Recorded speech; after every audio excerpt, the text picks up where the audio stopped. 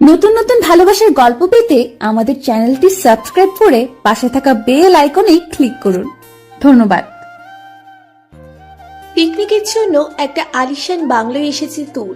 বাংলোর পিছনে একটা মেয়ের সাথে একটা ছেলেকে ধস্তাধস্তি করতে দেখে দাঁড়িয়ে গেল ও। ছেলেটি মেয়েটির বিভিন্ন গোপন অঙ্গে নিজের বিশ্রী হাতের বিশ্রী ছোঁয়া লিপটে দিচ্ছে।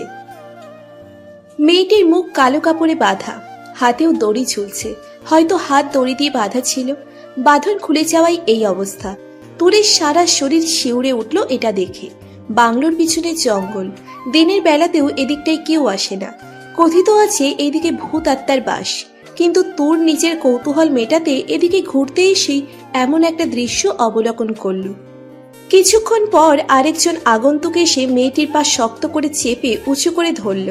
এরপর দুজন মিলে মেয়েটিকে তুলে নিয়ে গেল জঙ্গলের ভেতর। তুরের হাত পা থরথর করে কাঁপছে, কপালে বিন্দু বিন্দু ঘাম জমেছে, হৃদস্পন্দন দ্রুত গতিতে ছুটছে। ও বড় বড় পা ফেলে বাংলোয় ফিরে আসে। বাংলোর ভিতরে বসে আড্ডা দিচ্ছে তারিন, তিশান আর তুরের মা বাবা, তিশানের মা বাবা, চাচা চাচি সহ আরও দুটো ভাই এবং একটা বোন। মূলত ফ্যামিলি প্রোগ্রাম এটা। তুর কাউকে কিছু না বলে নিজেদের জন্য যে ঘরটি ঠিক করা হয়েছিল সে ঘরে চলে যায়। মিরন তিশানের বন্ধু, রিমি রাফি তিশানের চাচাতো ভাই বোন। তিশান তারিনের স্বামী, 1 মাস হয়েছে ওদের বিয়ে। আর তুর হলো তারিনের ছোট বোন। ঘণ্টাখানেক পর দরজায় কড়াঘাতের শব্দ পেয়ে তুর দরজা খুলে দিল। তারিন আর তিশান সন্দিহান দৃষ্টিতে ওকে ঘুরে ঘুরে দেখছে। তুরের চোখে মুখে ভয়ের ছাপ এখনো স্পষ্ট। কি হয়েছে তোর? আমরা ঘুরতে যাব, তোর মনে নেই? রেডি হসনি কেন? তারিনের কথা নিশ্চুপ থেকে শ্রবণ করল তুর। সচক্ষে দেখা ভয়ানক ঘটনার রেশ এখনো কাটেনি। তুরের চোখ দিয়ে পানি পড়তে শুরু করলো। হঠাৎ বিনা মেঘে বর্ষণ হওয়ায় তিশান তারিন দুজনেই হতভম্ব। তারিন ভিতরে এসে তুরকে জড়িয়ে ধরে। তুর এবার শব্দ করে কেঁদে ওঠে। তিশান তুরের কান্না দেখে তারিনকে নিচু স্বরে বলে, ওকে খাটে বসাও তারিন। তারিন তুরকে নিয়ে খাটে বসিয়ে দিল। তিশান পানি এনে তুরকে খাইয়ে দেয়। তুর পানি খেয়ে কিছুটা শান্ত হয়। তিশান জিজ্ঞেস করে, কি হয়েছে তোর? কাঁদছো কেন? ভালো লাগছে না ঘুরতে? তুর তিশানের দিকে এক নজর তাকিয়ে মাথা নত করে বসে থাকে। ইতিমধ্যে রিমি, রাফি ও মিরনও ঘরে চলে এসেছে। তুরকে কাঁদতে দেখে সবাই বিস্মিত। মিরন দরজা লাগিয়ে দিল। বাড়ির বড়রা এভাবে তুরকে দেখলে চিন্তায় পড়ে যাবে সেজন্য। তুরকে ঘিরে বসে আছে সবাই। তুর এবার সবার উপস্থিতিতে একটু সাহস পায় কথা বলার। আমি বাংলোর পেছনে গিয়েছিলাম, ওখানে দুটো লোক একটা মেয়েকে জোর করে তুলে নিয়ে গিয়েছে। মেয়ের শরীরে হাত দিচ্ছিল, মেয়েটার মুখ বাঁধা ছিল। তুর তুতলিয়ে কথাগুলো বলতেই সবাই চকিত দৃষ্টিতে তুরের দিকে তাকায়। তারিন চোখ রাঙিয়ে বলে, তুই গিয়েছিলি কেন ওখানে? জানিস না সবাই বলেছে ওখানে খারাপ কিছু আছে, ভূত আছে। যে দেখেছিস ওসব তোর মনের ভুল। সারাদিন ক্রাইম পেট্রোল দেখে দেখে আজ তোর এই অবস্থা। তুর আর কিছু বলল না, কারণ তারিন কিছু শুনবেই না, বরং চিল্লাবে, রাগ করবে। তারিন তুরকে তৈরি করে দিল। এরপর সকলে মিলে ঘুরতে বের হয়।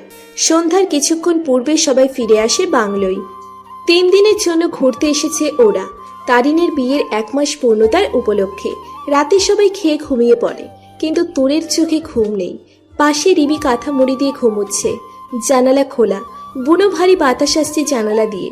সেই সাথে ভেসে আসছে শুভ্র বেলি ফুলের তীব্র ঝাঁঝালো সুগন্ধ। বাইরে শুকনো গাছের ডাল ভেঙে পড়ায় মর্মর আওয়াজ কানে যেতেই উঠে বসে তুর। জানালার কাছে গিয়ে দাঁড়াই ও। চারিদিকে ঘুটঘুটে অন্ধকার, তবুও জঙ্গলের দিকটা কিছুটা আলোকিত দেখাচ্ছে। একটা হারিকেন দেখা যাচ্ছে, কেউ সেটা ধরে নিয়ে হেঁটে যাচ্ছে জঙ্গলের ভিতর। ভয়ে তুরের চোখ স্বয়ংক্রিয়ভাবে আবদ্ধ হয়ে আসে। হাত থেকে ওটা গড়িয়ে পড়ে মেঝেতে। বেশ কিছুক্ষণ এভাবে কেটে যাওয়ার পর তুর চোখ মেলে তাকায়। ওড়না ভালো করে বুকসহ কোমরে পেঁচিয়ে নেয়। ফোন হাতে বেরিয়ে পড়ল ঘরের বাইরে। এবার 2-3 জনের দেখা মিলল তুরের। তারা কথা বলতে বলতে এগিয়ে যাচ্ছে জঙ্গলের দিকে।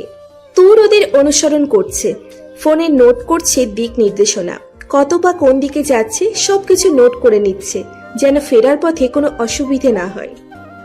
ওদের অনুসরণ করতে করতে তুর পৌঁছে গেল এক পোড়ো বাড়ির কাছে। ওখানে বেশ কয়েকটা লোক আছে, কিন্তু সবাই বাড়ির ভিতরে। তুর বাড়ির পিছনের সব জানালাগুলোর কাছে গিয়ে জানালা খোলার চেষ্টা করলো, কিন্তু সবগুলোই বন্ধ। একটি মাত্র জানালা শুধু খোলা, হয়তো লাগাতে ভুলে গেছে, না হলে এটা লাগেই না ভেবে তোর উকি দিল জানালার ফাঁকে। ভেতরে প্রায় 10-12টা মেয়েকে বেঁধে রাখা হয়েছে। সবার শরীরে কালশিটে দাগ, কপাল গাল থেকে এখনো তরল রক্ত গড়িয়ে পড়ছে। সবার হাত পা বাঁধা, কারোর শরীরের কাপড় ঠিক নেই। ভয়ে অসাড় হয়ে আসলো তুরের পা, তবুও হৃদয়ে মনোবল জুগিয়ে কয়েকটা ছবি তুলে নিল ও। পিছনে কারোর আসার শব্দ শুনতেই বসে পড়ল তুর। তুরের বুক ধক করে উঠল। গোপনে ও শুনতে লাগলো তাদের কথা। 7 দিনের মধ্যে ডেলিভারি দিতে হবে 25টা মেয়ে, এখন 23টা জোগাড় করা হয়েছে। জলদি আরো 2টো ম্যানেজ করা শুরু কর, না হলে বস আমাদের ছাড়বে না। আর 2টি মেয়ে জোগাড় করা হয়ে গিয়েছে, জামালের কাছে আছে বাকি 2টো, কালই আনা হবে ওদের, টেনশন করিস না। কণ্ঠস্বর ক্ষীণ হতেই তোর বুঝলো ওরা চলে গিয়েছে। দ্রুত পায়ে ধপ ধপ শব্দের সঙ্গে ও ফিরে আসে বাংলোয়। ফোন চালু করে ছবিগুলো এক নজর দেখে ও দিশেহারা হয়ে যায়। কি করবে ও? কিভাবে করবে? কিভাবে বাঁচাবে মেয়েগুলোকে? সব জেনে শুনেও চুপ করে থাকা সম্ভব না তোরের পক্ষে। সকাল হতেই তোর ওদের 5 জনকে ডেকে সবটা জানায়, কিন্তু কেউ বিশ্বাস করে না। সবাই ভাবে তোর স্বপ্ন দেখেছে, কিন্তু তোর তখনই সবাইকে অবাক করে দিয়ে ফোন বের করে, ছবিগুলো দেখালো। ছবি দেখে সবাই বিস্ময়ে কিং কর্তব্য বিমূঢ়। তিশান, মিরর, রাফি একে অপরের দিকে চাওয়াচাই করলো। তোর অশান্ত দৃষ্টিতে মেঝের দিকে তাকিয়ে নিজের নখ খুঁজতে খুঁজতে ছটপট করছে।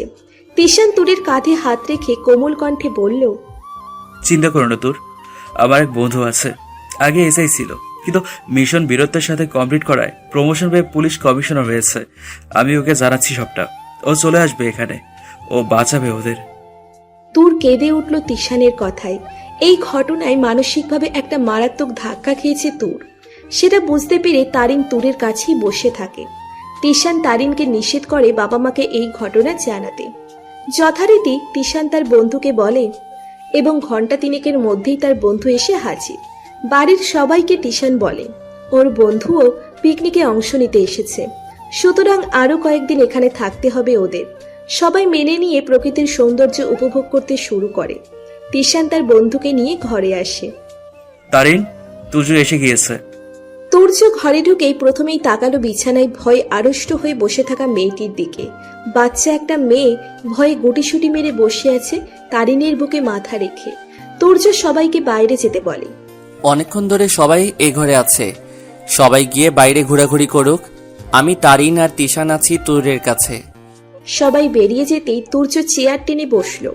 তীক্ষ্ণ দৃষ্টিতে তুরের দিকে তাকিয়ে জিজ্ঞেস করলো, কি দেখেছো তুমি? তুর স্বল্প স্বরে ডুকরে কেঁদে উঠল। ভয়েই এই অবস্থা, মাঝে মাঝে কেঁদে উঠছে ও। তুর্য তিশানের দিকে তাকিয়ে কিছু একটা ইশারা করলো। তিশান নিরাশ কণ্ঠে তারিনের দিকে তাকায়। তারিন, তুরকে রেখে বাইরে আসো। কথাটা তুরের কান অব্দি পৌঁছল না। একটা ঘোরের মধ্যে চলে গিয়েছে মেয়েটা। অধর যুগল কাঁপছে অনবরত। তুর্য তুরের পাশে এসে বসে, মৃদুস্বরে জিজ্ঞেস করে, কি দেখেছো বলো? তুরের কানে মানুষের কণ্ঠ পৌঁছাতেই ও চোখ বুজে ঝাঁপিয়ে পড়ে সামনে থাকা মানুষটার বুকে। আচমকা তুরের এমন কাণ্ডে তুর্য হকচকিয়ে যায়। পিছনের দিকে ঢলে পড়তে গিয়েও নিজেকে সামলে নেয়। তুরের তখন খেয়াল নেই ওর সামনে কে আছে। তারিন মনে করে ও শক্ত করে চেপে ধরল তুর্যকে। অপরিচিত এক মেয়ের স্পর্শে তুর্যর সারা শরীরে এক অদ্ভুত শিহরণ বয়ে গেল। তুর ওর বুকে মাথা রেখে ফুপিয়ে ফুপিয়ে কাঁদছে। ওই বাড়িতে অনেক মেয়ে, সবাইকে মেরেছে ওই লোকগুলো, ওদের বাঁচাও তোমরা, ওদের পাচার করে দিবে ওরা। তুরের থেমে থেমে বলা কথাগুলো তুর্যর কর্ণকুহরে পৌঁছতেই তুর্য কেঁপে ওঠে। তুর এবার তুর্যর পিঠে নিজের নখ বসিয়ে দিল। ব্যথায় কুকড়ে ওঠে তুর্য, তবুও চুপ করে থেকে সবটা শ্রবণ করছে ও। তুর হঠাৎ স্তব্ধ হয়ে যায়, ঢলে পড়ে তুর্যরই বুকেতেই। হাত আগলা হয়ে আসে। তুর পড়ে যাবে এমন মুহূর্তে তুর্য নিজের বাহুডোরে আবদ্ধ করে নিল তুরকে। সন্তর্পণে তুরকে শুইয়ে দিল খাটে। বালিশে মাথা রেখে উঠে আসতে তুর তুর্যর হাত চেপে ধরে, বিড়বিড় করে বলে, যেও না, ভয় করছে আমার, ওরা আমাকেও নিয়ে যাবে। তুর্য এক নজর তুরের দিকে তাকিয়ে হাত ছাড়িয়ে বাইরে বেরিয়ে আসে। তারিনকে বলে তুরের কাছে গিয়ে থাকতে। এরপর তিশানকে নিয়ে বাংলোর পিছনে এসে দাঁড়ায়। তিশান তুরের বলা প্রতিটা শব্দ হুবহু বর্ণনা করে শোনাচ্ছে তুর্যকে। তুর বেঘরে ঘুমোচ্ছে। তুর্য তুরের ফোনে থাকা দিক নির্দেশনা দেখে আজ রাতে জঙ্গলের ভিতরে যাবে। তুরের এমন সাহসিকতা এবং বুদ্ধিমত্তার তারিফ তুর্য প্রকাশ্যে না করলেও নিভৃতে সে মুগ্ধ। একটা মেয়ে যে ভয়ে এক কদম হেঁটে দু কদম পিছিয়ে যায়, তার এমন সহায়তা যেন তুর্যর কাম্য হয়ে দাঁড়িয়েছিল। কিন্তু তুরের এমন মনোবল এবং পরিবর্তনের কারণ কি? প্রশ্নটার উত্তর পরে খুঁজবে তুর্য। আপাতত জঙ্গলে তুর্যর সাথে যাবে মিরন এবং তিশান। যেহেতু তুর্য নিজের ফোর্স আনেনি, সুতরাং আজকের মতো ওরা দুজনেই তুর্যকে সঙ্গ দেবে। তুর্য গিয়ে সবটা খুঁটিয়ে খুঁটিয়ে দেখে কতগুলো ঘর আছে, আনুমানিক কতজন পাহারা দিচ্ছে, ওদের দলের সদস্য কতজন, মেয়ে আছে কতজন। আজ বাকি মেয়ে দুটোকেও আনা হয়েছে, সুতরাং সব মিলিয়ে 25টা মেয়েই এখানে উপস্থিত। তুর্য চাইলেই এখন ওদের আক্রমণ করতে পারত, কারণ দুটো ছেলে বাদে বাকি ছেলেগুলো এক রুমে বসে মদ গিলছে। কিন্তু সাথে মিরন এবং তিশান থাকায় ও নিজের পরিকল্পনা থেকে পিছুপা হলো। বাংলোয় ফিরে এসে সকালের জন্য প্রস্তুতি নিতে থাকলো ওরা। ভোরেই তুর্যর ফোর্স আসবে সিভিল ড্রেসে, যেন ওরা কিছু টের না পায়, এবং আকস্মিক আক্রমণে তারা ওদের প্রথমে বিভ্রান্ত করবে, এরপর ওদের আটক করে মেয়েগুলোকে রক্ষা করবে। পরিকল্পনা মোতাবেক ভোরের আলো ফোটার আগেই তুর্যর ফোর্স চলে আসে। সন্তর্পণে ওরা এগিয়ে যায় পোড়া বাড়ির দিকে। তখন ওরা কেউ কেউ ঘুমে ঢুলছে, তো কেউ নেশায় টাল হয়ে পড়ে আছে। তুর্যর কোনো খাটনিই হলো না ওদের ধরতে। ওদিকে ওরা সবাই ভূত দেখার মতো চমকে আছে। এই জায়গার হদিশ পেল কোথা থেকে পুলিশ, ভেবে পাচ্ছে না ওরা। তার উপর অবাক হলো এখানকার লোকাল পুলিশদের না দেখে। যারা ওদের ধরছে সবাই অন্য জেলার পুলিশ। একজন তাদের বসকে কথাটা বলে দিল ফোনে। এটাও বলল যে ওরা একটা মেয়েকে জঙ্গলে ঘুরঘুর করতে দেখেছে, যে এখনো বাংলোয় আছে। তুর্য ওকে কথা বলতে দেখে পেছন থেকে ওর পিঠে লাথি মারে। ছেলেটি পড়ে যায়। এরপর উঠে পাশ থেকে একটা রামদা নিয়ে তুর্যর পায়ে কোপ দিল। এরপর ওখান থেকে পালিয়ে গেল। তুর্যর পা কেটে মাংস বেরিয়ে গিয়েছে। ও খোঁড়াতে খোঁড়াতে এসে কনস্টেবলদের সব মেয়েগুলোকে বের করে আনতে বলে। এরপর বাংলোর সামনে এসে মেয়েগুলোকে হ্যান্ড ওভার করে লোকাল থানার ওসির কাছে। তুর্যকে আঘাতপ্রাপ্ত হতে দেখে তিশান এগিয়ে আসে। দুজন কনস্টেবল তুর্যকে ধরে আছে। তিশান উৎকণ্ঠা ভরা কণ্ঠে বলে উঠল, তুর্য, কি হলো তোর? তোকে তো হসপিটালে নিতে হবে। ভাই, আপনারা দাঁড়ান, আমি গাড়ি নিয়ে আসছি। তুর্য তিশানকে মানা করে। আমাকে বাংলোর ভেতর নিয়ে চলো, সামান্য কেটেছে, ব্যান্ডেজ করে নিব আমি, হসপিটালে যেতে হবে না। তিশান ক্রোধান্বিত স্বরে বলে, সামান্য কেটেছে? মাংস বেরিয়ে এসেছে, এটা সামান্য? তুর্য কাতর কণ্ঠে বলে। তোর কোথায়? তিশান তুরের নাম শুনে চকিত দৃষ্টিতে তাকায়। এরপর সন্দিহান চোখে তুর্যকে প্রশ্ন করে, ঘুমাচ্ছে কেন? ওর লাইফ রিস্ক আছে, পাচারকারীরা ওকে দেখে ফেলেছে। এমনকি ওদের বস আমাকে মেসেজও দিয়েছে, তুই যদি পারিস তাহলে মেয়েটাকে বাঁচিয়ে দেখা। তোরের কাছে কে আছে? তারিন। তিশান মাথা নেড়ে সম্মতি জানালো। তুর্য বাংলোয় প্রবেশ করতেই সবার কাছে সবটা খোলসা হয়ে যায়। তুরের মা বাবা নিজেদের মেয়ের চিন্তায় খাওয়া দাওয়া অবধি ছেড়ে দিয়েছে। তুর্য পায়ে ব্যান্ডেজ করে সামনে তাকিয়েই বলে, ওদের নজর এখন আমার আর তোরের উপর। এই গ্যাংটা বুলেটের গ্যাং। আমি দীর্ঘ 7 মাস ধরে বুলেটকে খুঁজছি, কিন্তু পাইনি। তাই আমার সাথে ওর শত্রুতা অনেক আগের। কিন্তু তোর যেহেতু মেয়েগুলোকে বাঁচাতে আমায় সাহায্য করেছে, ওর কাজে হস্তক্ষেপ করেছে, তাই ও তোরকেও ছাড়বে না। কথাটি শুনতেই তুরের মা শব্দ করে কেঁদে উঠলেন। বাবা রেগে আছে কষ্টে। নিজের মেয়েকে এত করে বুঝিয়েও তিনি বিপদ থেকে দূরে রাখতে পারেন না, ওর কৌতূহলী স্বভাবের কারণে। আর এবার তো জীবনের প্রশ্ন হয়ে দাঁড়িয়েছে। তোর সবে 18 বছরে পা দিয়েছে, কিন্তু এখনো ও দেখতে বেশ ছোটখাটো। তাই প্রথম দেখায় যে কেউ ওকে বাচ্চা ভেবে ভুল করবে। তিশান তুর্যকে অনুরোধ করে তোরকে দেখে রাখার জন্য, কিন্তু তুর্য কতক্ষণ ওকে দেখে রাখবে? কাজের জন্য তো ওকে যেতেই হবে। আর ওর অনুপস্থিতিতে তোরকে যদি বুলেট অপহরণ করে, তখন তোরকে ফিরে পাওয়া অসম্ভব হয়ে উঠবে। কারণ এইসব গ্যাং মেয়েদেরকে হাতে পেলেই দেশের বাহিরে পাচার করে দেয়। এমন সময় তুর্যর ফোন বেজে উঠল। তুর্য ফোন রিসিভ করতেই নিজের মায়ের কান্না ভিজা কণ্ঠ শুনতে পেল। তুই কি আমাকে একটু শান্তিতে থাকতে দিবি না? আমাকে আর কত একা রাখবি? তোর বাবা আমাকে একা ফেলে চলে গেল শান্তিতে, আর তুইও আমার কাছে থাকিস না। তোর বাবার সাথে সেই অ্যাক্সিডেন্টে যদি আমিও মরে যেতাম, শান্তি পেতাম। তুর্য রেগে বলে, তুমি থামবে? কিসব আজে বাজে কথা বলছো? তুই বউ নিয়ে আয় রে বাপ। আমার একা বাড়িতে থাকতে ভালো লাগে না। বউ আসলে তুইও বাড়িতে থাকবি। আমার কি ছেলের বাচ্চা কাচ্চার দেখার শখ নাই? মা, আমি যে কাজ করি তাতে তোমাকে নিয়ে চিন্তা শেষ নেই। এখন আর বউ বউ করো না তো, বিয়ে করব না আমি। তুর্যর কথা শুনে ওর মায়ের কান্না দ্বিগুণ গতিতে বেড়ে গেল। তিশান ছো মেরে ফোনটা কেড়ে নিয়েই বলতে শুরু করে, আসসালামু আলাইকুম আন্টি, আমি তিশান বলছি। বাবা তিশান, তুর্যকে একটু বোঝাও বাবা। আর কতদিন এভাবে থাকবে? সংসারের প্রতি উদাসীন। আমার সাথেও তেমন থাকে না। আন্টি চিন্তা করো না, আমি আজই তুর্যকে বিয়ে দিয়ে আনছি। পাত্রী আমার নিজের শালিকা, নাম তোর। ভারী মিষ্টি একটা মেয়ে, দেখবে তোমার ঠিকই পছন্দ হবে। সত্যি বাবা? তোমার পছন্দের উপর আমার পূর্ণ ভরসা আছে। আমি অপেক্ষা করছি তোমাদের জন্য। তোমরা আসো জলদি। তিশান ফোন কেটে দিতে তুর্য গম্ভীর গলায় বলল, এগুলো কি তিশান? কি বললি মাকে? কারোর অনুমতি ছাড়া, আমার মতামত, তুরের মতামত ছাড়া, এমনকি তুরের মা বাবার মতামত? আব্বুদের আমি বুঝিয়ে বলেছি। তাছাড়া এখানে তোরের পছন্দের আগে ওর জীবন। তুই ছেলে হিসেবে পারফেক্ট, চাকরি করিস, ভালো টাকা মাইনে পাস। তোরের বডিগার্ড হিসেবে তোর মতো একজন পাওয়া দুষ্কর। আমি জানি সবাই রাজি হবে। কিন্তু আমি রাজি নই। তুরের জীবন আমার কারণে নষ্ট হোক, সেটা চাই না আমি। তোর চাওয়া না চাওয়ায় কিচ্ছু বদলাবে না। আমরা এক্ষুনি এখান থেকে বেরিয়ে পড়বো। কাজী অফিসে গিয়ে তোদের বিয়ে দিয়ে একবারে তোদের বাড়িতে যাব। কথাটি বলেই তিশান বেরিয়ে যায় ও ঘর থেকে। তুর্য আহত পা নিয়েই উঠে দাঁড়ায় তিশানকে বাধা দিতে, কিন্তু ব্যর্থ হয়। একা উঠে দাঁড়ানো সম্ভব না ওর পক্ষে। বিয়ের আগ মুহূর্তে তোর আর তুর্যকে আলাদা ঘরে পাঠানো হয় কথা বলার জন্য। তুর্যকে প্রথমে যে কথাটি বলে সেটা শুনতেই তুর্য কিঞ্চিত কেঁপে ওঠে। আমি একজনকে পছন্দ করি তুর্য ভাইয়া, তার নাম রোদ্দুর, আমার প্রিয় রোদ্দুর। আমি আপনাকে বিয়ে করবো একটা শর্তে। আমাদের বিয়েটা হবে ঠিক 6 মাসের জন্য, যেটা আপনি আর তিশান ভাইয়া জানবে। এই 6 মাসের মধ্যে আপনি বুলেটকে ধরবেন, তারপর আমার লাইফ আমার, আপনার লাইফ আপনার। তাছাড়া আপনিও তো বিয়ে করতে চাননি, তাই এটাই ভালো উপায়। তুর্যর কণ্ঠস্বর রুদ্ধ হয়ে আসে। সংক্ষেপে অস্ফুট স্বরে বলে, আচ্ছা। বিয়ে সম্পন্ন হতেই তুরের বাবা তুরকে তুর্যর হাতে তুলে দিলেন।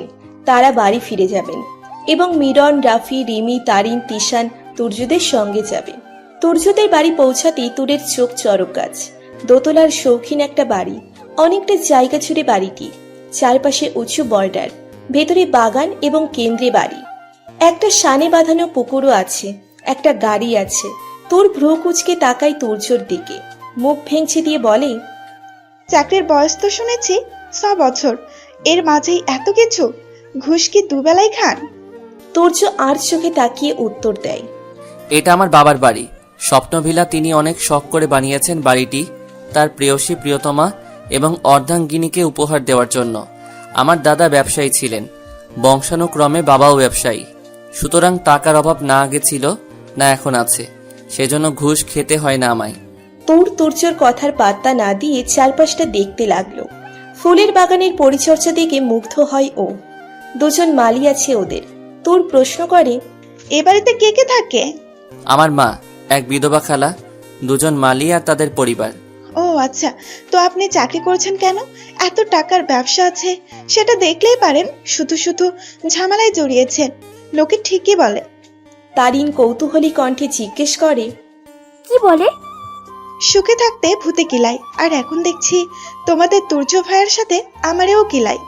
তোরের কথা শুনে সবাই ঠোঁট টিপে হাসে। মেয়েটা এখন আগের তুলনায় স্বাভাবিক হয়েছে। ভয় পেয়ে একেবারে চুপসে গিয়েছিল, এখন আবার আগের মতো হচ্ছে। সবাই নেমে দরজার কাছে এসে দাঁড়ায়। তাহিরা বেগম দাঁড়িয়ে আছেন ওদের অপেক্ষায়। তিশান আর মিরন তুর্যকে ধরে রেখেছে।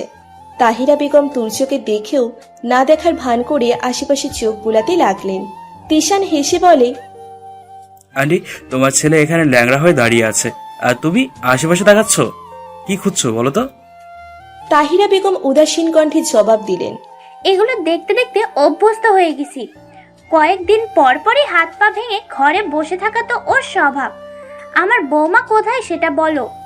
তোর এবার সবার সামনে এসে দাঁড়ালো। তাহিরা বেগমের পায়ে হাত দিয়ে সালাম করে উঠে দাঁড়াতেই তাহিরা বেগম তোরের মাথায় হাত বুলিয়ে বললেন, ভারী মিষ্টি মেয়ে তুমি। তিশান, এই বাচ্চাটা কে? আর তুর্যর বউ কোথায়? আমি তো আর তর সইতে পারছি না। সবাই তাহিরা বেগমের উদ্বেগ দেখে মৃদু মৃদু হাসছে। তোর বোকার মতো দাঁড়িয়ে নিজের পা থেকে মাথা অবধি চোখ বুলিয়ে নিল।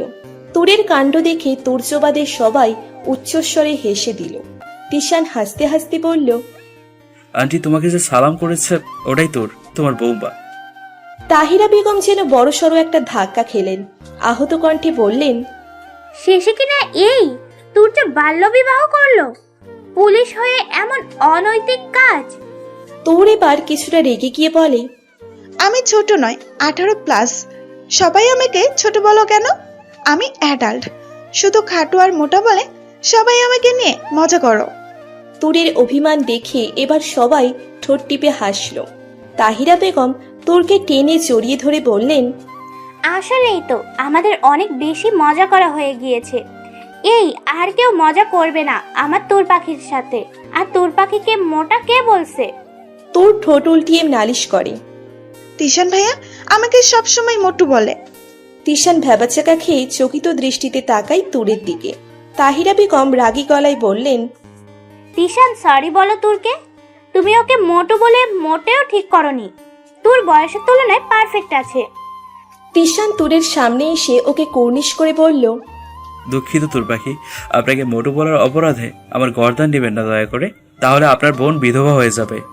ওকে ওকে, এবার আমার ব্যাগগুলো আমার ঘরে দিয়ে আসো, আমি গোসল করব। আচ্ছা, আমার রুম কি উপরে? তাহিরা বেগম বললেন, পুরো বাড়িটাই তোমার, যে রুমে থাকতে চাও থাকো। কথাটি শুনতেই তোর সারা বাড়ি ঘুরে ঘুরে দেখতে শুরু করে। সারা বাড়ি মাতিয়ে রাখে নিচের মিহি কণ্ঠে। রাফি আর রিমা চা খেয়েই বাগান ঘুরতে বের হয়। মিলন সবার সাথে বসে আড্ডা দিচ্ছে। তুর্যর নজর সিঁড়ির উপর দাঁড়িয়ে থাকা মেয়েটির দিকে, যে তুর্যর ঘরের সামনে একবার গিয়ে ফেরত এসেছে আর এখন ওকে দিয়ে দেখছে ঘরটা। সন্ধ্যার কিছুক্ষণ পূর্বেই চলে গেল সবাই। মালি চাচা এসে তুর্যকে ঘরে বসিয়ে রেখে যায়। তুর্য ফোনে কিছু একটা দেখছে, সেই সাথে ওর কপালের রগগুলো ফুলে উঠছে। তোর তার শাশুড়ি মায়ের সঙ্গে গল্পে মত্ত। রাতে তোরকে খাইয়ে দিয়ে তুর্যর জন্য খাবার নিয়ে উপরে আসেন তাহিরা বেগম। তুর্যকে নিজে হাতে খাইয়ে দিচ্ছেন উনি। তোরও আসে এ ঘরে। অন্যান্য ঘরের তুলনায় এ ঘরটা বেশ বড় এবং আকর্ষণীয়, কারণ এ ঘরের মধ্যে আরও একটা ঘর আছে, যেটা তুর্যর লাইব্রেরি। কিন্তু সমস্যা হলো তাহিরা বেগম হার্টের পেশেন্ট, সুতরাং তোর ভেবেছে যে কদিনও এখানে থাকবে সে কদিনও তাহিরা বেগমের দেখাশোনা করবে। যথেষ্ট ভালো মানুষ উনি এবং তোরের পর্যাপ্ত খেয়ালও রাখে। তোর ঘরে আসতেই তাহিরা বেগম হাত ধুয়ে প্লেট নিয়ে বেরিয়ে যান।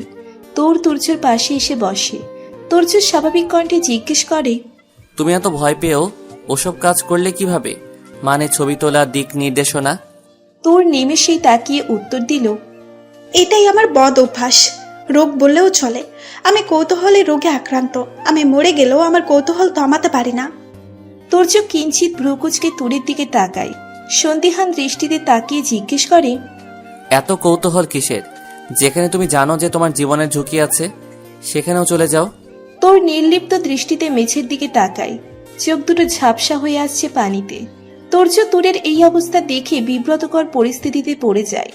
তুর্য কিছু বলতে যাবে তার আগেই তোর বলতে শুরু করে, 3 বছর আগের কথা, আমি তখন ক্লাস 9-এ পড়ি। আমি এবং আমার বন্ধু নীতি, আমরা দুইজন স্কুল থেকে ফিরছিলাম। আমি দোকানে যাই চকলেট কিনতে। নীতি তখন রাস্তার মোড়ে দাঁড়িয়েছিল। আমি চকলেট কিনে রাস্তায় আসতেই দেখি একটা মাইক্রোবাসে করে কিছু মানুষ এসে নীতিকে জোর করে তুলে নিল গাড়িতে। রাস্তায় অনেক মানুষ, গাড়িটার পিছু নিয়েও ধরতে পারলো না। পুলিশে খবর দেওয়া হলো, গাড়ির নম্বর, প্লেটের নম্বর বলা হলো, কিন্তু পুলিশ জানালো এই নম্বরে কোনো গাড়ি নেই। নীতির সেই আর্তনাদ আজও আমার কানে ভাসে। ও সেই দিন শুধু আমার নাম ধরে ডেকেছিল, কাঁদতে কাঁদতে বলেছিল, তোর বাচ্চা, আমাকে নিয়ে গেল ওরা। তোর কই তুই? তোর। আমি সেদিন কিচ্ছু করতে পারিনি, ছোট ছিলাম। কৌতূহল হলো নীতি কোথায় আছে সেটা জানার, ওকে খুঁজে বের করার। একা একা প্রায় দাঁড়িয়েই থাকতাম রাস্তার মোড়ে। একদিন সেই গাড়িটা আবার আসে। আমি চিৎকার দিয়ে সবাইকে ডাকি, কিন্তু গাড়িটা এসে আমাকে ধাক্কা দেয়। ছিটকে পড়ি রাস্তার মাঝে। এরপর থেকে এমন কোনো কিছু দেখলেই আমি ছুটে চলে যাই সেখানে। মনে ভয় থাকলেও আমি ঘোরের মধ্যে চলে যাই। শুধু বারবার মনে পড়ে আমার বেস্ট ফ্রেন্ড নীতির কথা। সবাই ওকে ভুলে গেলেও আমি ভুলতে পারবো না। সায়েন্স ছেড়ে আর্টস নিয়ে পড়তে চেয়েছিলাম শুধু পুলিশ হব বলে, কিন্তু বাড়ি থেকে রাজি হলো না। সবাই জানে আমি কৌতূহলী, কিন্তু আমি যে এক অজ্ঞাত গোয়েন্দা সেটা কেউই জানে না। অগোচরে যে আমি আজও নীতিকে খুঁজি সেটা কেউ জানে না। আচ্ছা, আপনি তো পুলিশ, আপনি পারবেন আমার বন্ধুকে খুঁজে আনতে? তুর্য বিস্ময়ে কিংকর্তব্য বিমূঢ়, হতবাক ও তুরের কথা শুনে ভারী গলায় জিজ্ঞেস করল ও। শুধু বন্ধুর জন্য আজ তোমার এই দশা? তুর চোখের পানি ছেড়ে দিয়ে বলে, শুধু বন্ধু নয়, ও আমার বোন, আমার যমজ বোন নীতি। সবাই হাল ছেড়ে দিয়েছে, কিন্তু আমি ছাড়তে পারবো না। সবাই আমার কথা ভেবে আর ঝামেলা করেনি, কারণ পুলিশ পরবর্তীতে একটা লাশ পায়, সেটা হুবহু নীতির মতো, কিন্তু মুখ থেতলে দেওয়ায় সারা শরীর আগুনে ঝলসানো। সবাই বিশ্বাস করে ওটা নীতি, কিন্তু আমি আজও জানি আমার বোন বেঁচে আছে।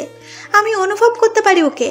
যে যাই বলুক না কেন, আমি যতদিন বাঁচবো ততদিন ওকে খুঁজবো। ও বলেছিল আমায় চকলেটও কিনবে, আমি যেন রাস্তায় দাঁড়িয়ে থাকি, কিন্তু আমি জোর করেছিলাম। আজ আমার জন্য ও এখানে নেই। সবকিছুর জন্য আমি দায়ী, শুধুমাত্র আমি। তুর কাঁদতে কাঁদতে দেওয়ালের সাথে মিশে যায়। হেলান দিয়ে কিছুক্ষণ বসে থেকে বলে, আমাকে এসব থেকে, এই দুশ্চিন্তা থেকে সেদিন একটা মানুষ বের করেছিল, রোদ্দুর জুহাইয়ের। আমার সাথে ওর ফেসবুকে আলাপ। ও নিজেই আমাকে নক দিত, বিভিন্ন গল্প শোনাতো, মন খারাপ থাকলে হাসাতো, চিঠি লিখতো, সেটার ছবি তুলে আমাকে পাঠাতো। আমিও লিখেছি অনেক চিঠি, কিন্তু কখনো তার ছবি তুলে তাকে দিতে পারিনি। নীরবে তাকে প্রিয় বানিয়েছি, গোপনে তাকে অনুভব করেছি তারই অজান্তে। আমি জানি না সে এখন কোথায়, কিভাবে আছে, কিন্তু আমার খোঁজার তালিকায় তার নামটাও আমি তুলে রেখেছি। তুর্য তুরের দিকে তাকিয়ে মৃদু হাসল। এত চিন্তার মাঝেও মেয়েটা সারাদিন হই হুল্লোড়ে মেতে থাকে, সবাইকে মাতিয়ে রাখে, আর তার মনেই এত দায়ভার। তুর্য তুরকে শুয়ে পড়তে বলে। তুর শুয়েও পড়ে।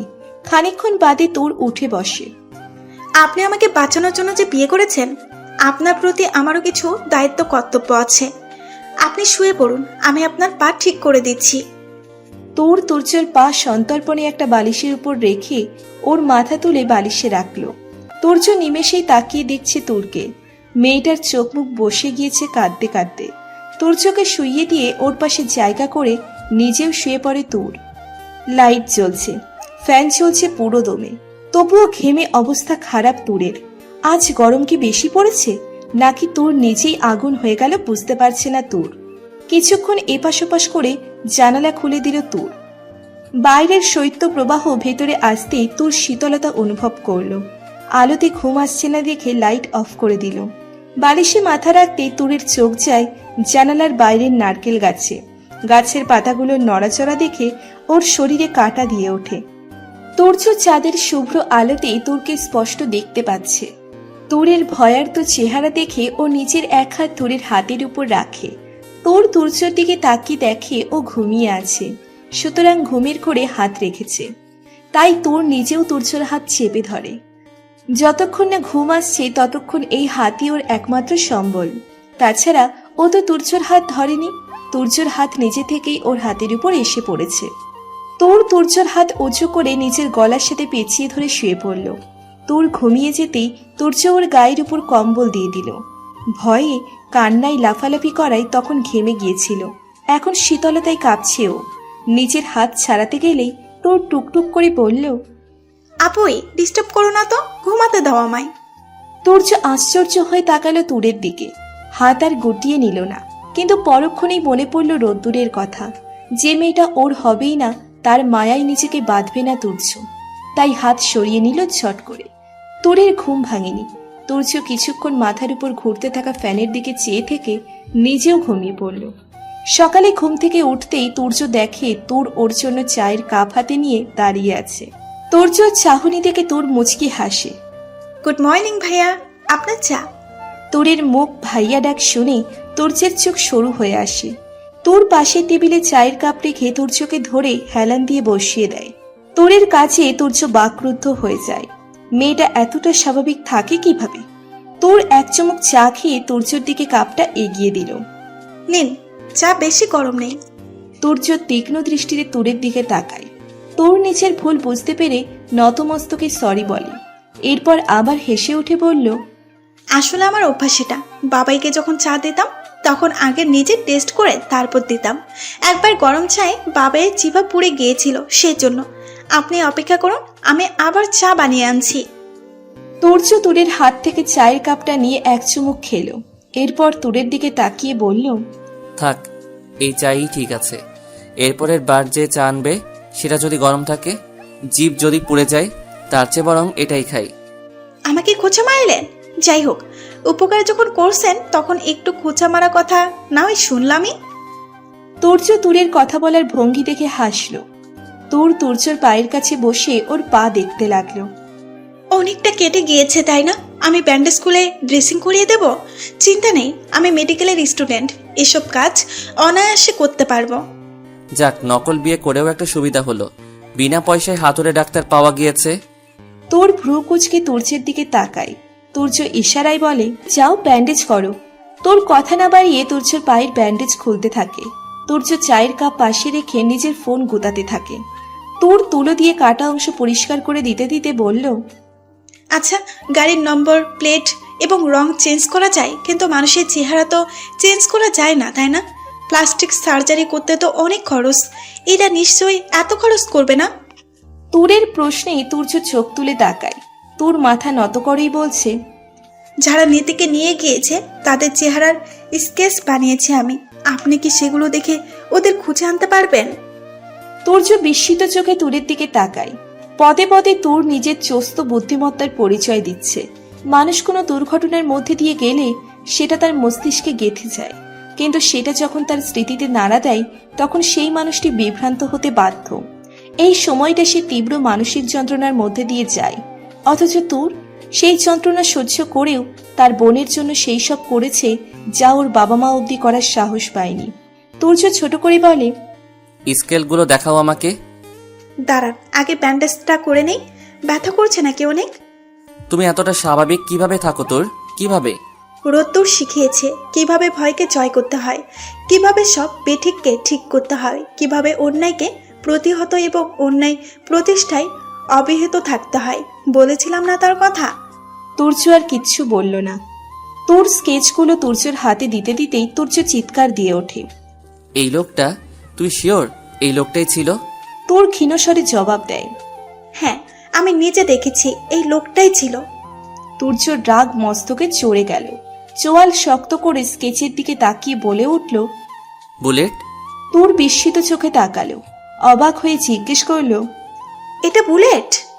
তুর্য মাথা নেড়ে হ্যাঁ বলল। তোর নিজেকে শান্ত করে তুর্যর জন্য খাবার আনতে গেল। তোরের কাছে তুর্য হতভম্ব। এই মেয়েকে বোঝা সত্যিই কঠিন। তুর্যর জন্য খাবার এনে ওর হাতে দেয়। স্কেচগুলো সযত্নে নিজের ব্যাগে ঢুকিয়ে গ্লাসে পানি ঢালতে থাকে। খেয়ে নিন। তুমি এতটা শান্ত থাকো কিভাবে? আমায় একটু বলবে? ভয় কিংবা রাগ হচ্ছে না তোমার? দুটোই হচ্ছে।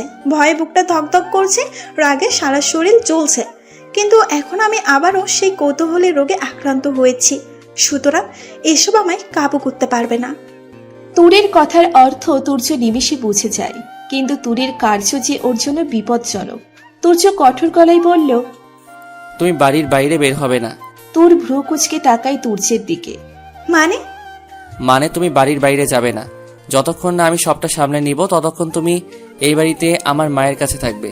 তোমার এই কৌতূহলী রোগ কেমন সেটা আমার বোঝা হয়ে গিয়েছে, সুতরাং এতটা স্বাভাবিক থাকার ভান করতে হবে না। তোর মৃদু হাসে। আপনার মনে হয় যে আপনি আটকাতে পারবেন আমাকে? তোরের তেজি কণ্ঠ দেখে ভড়কে যায় তুর্য। মিনমিন গলায় বলে, পাক্কা গিরগিটি, মিনিটে মিনিটে রং বদলায়। তোর বাঁকা হেসে বলে, হ্যাঁ, অরিজিনালটা আমি। তুর্য ভ্রু কুচকে থতমত খেয়ে প্রশ্ন করে, কি?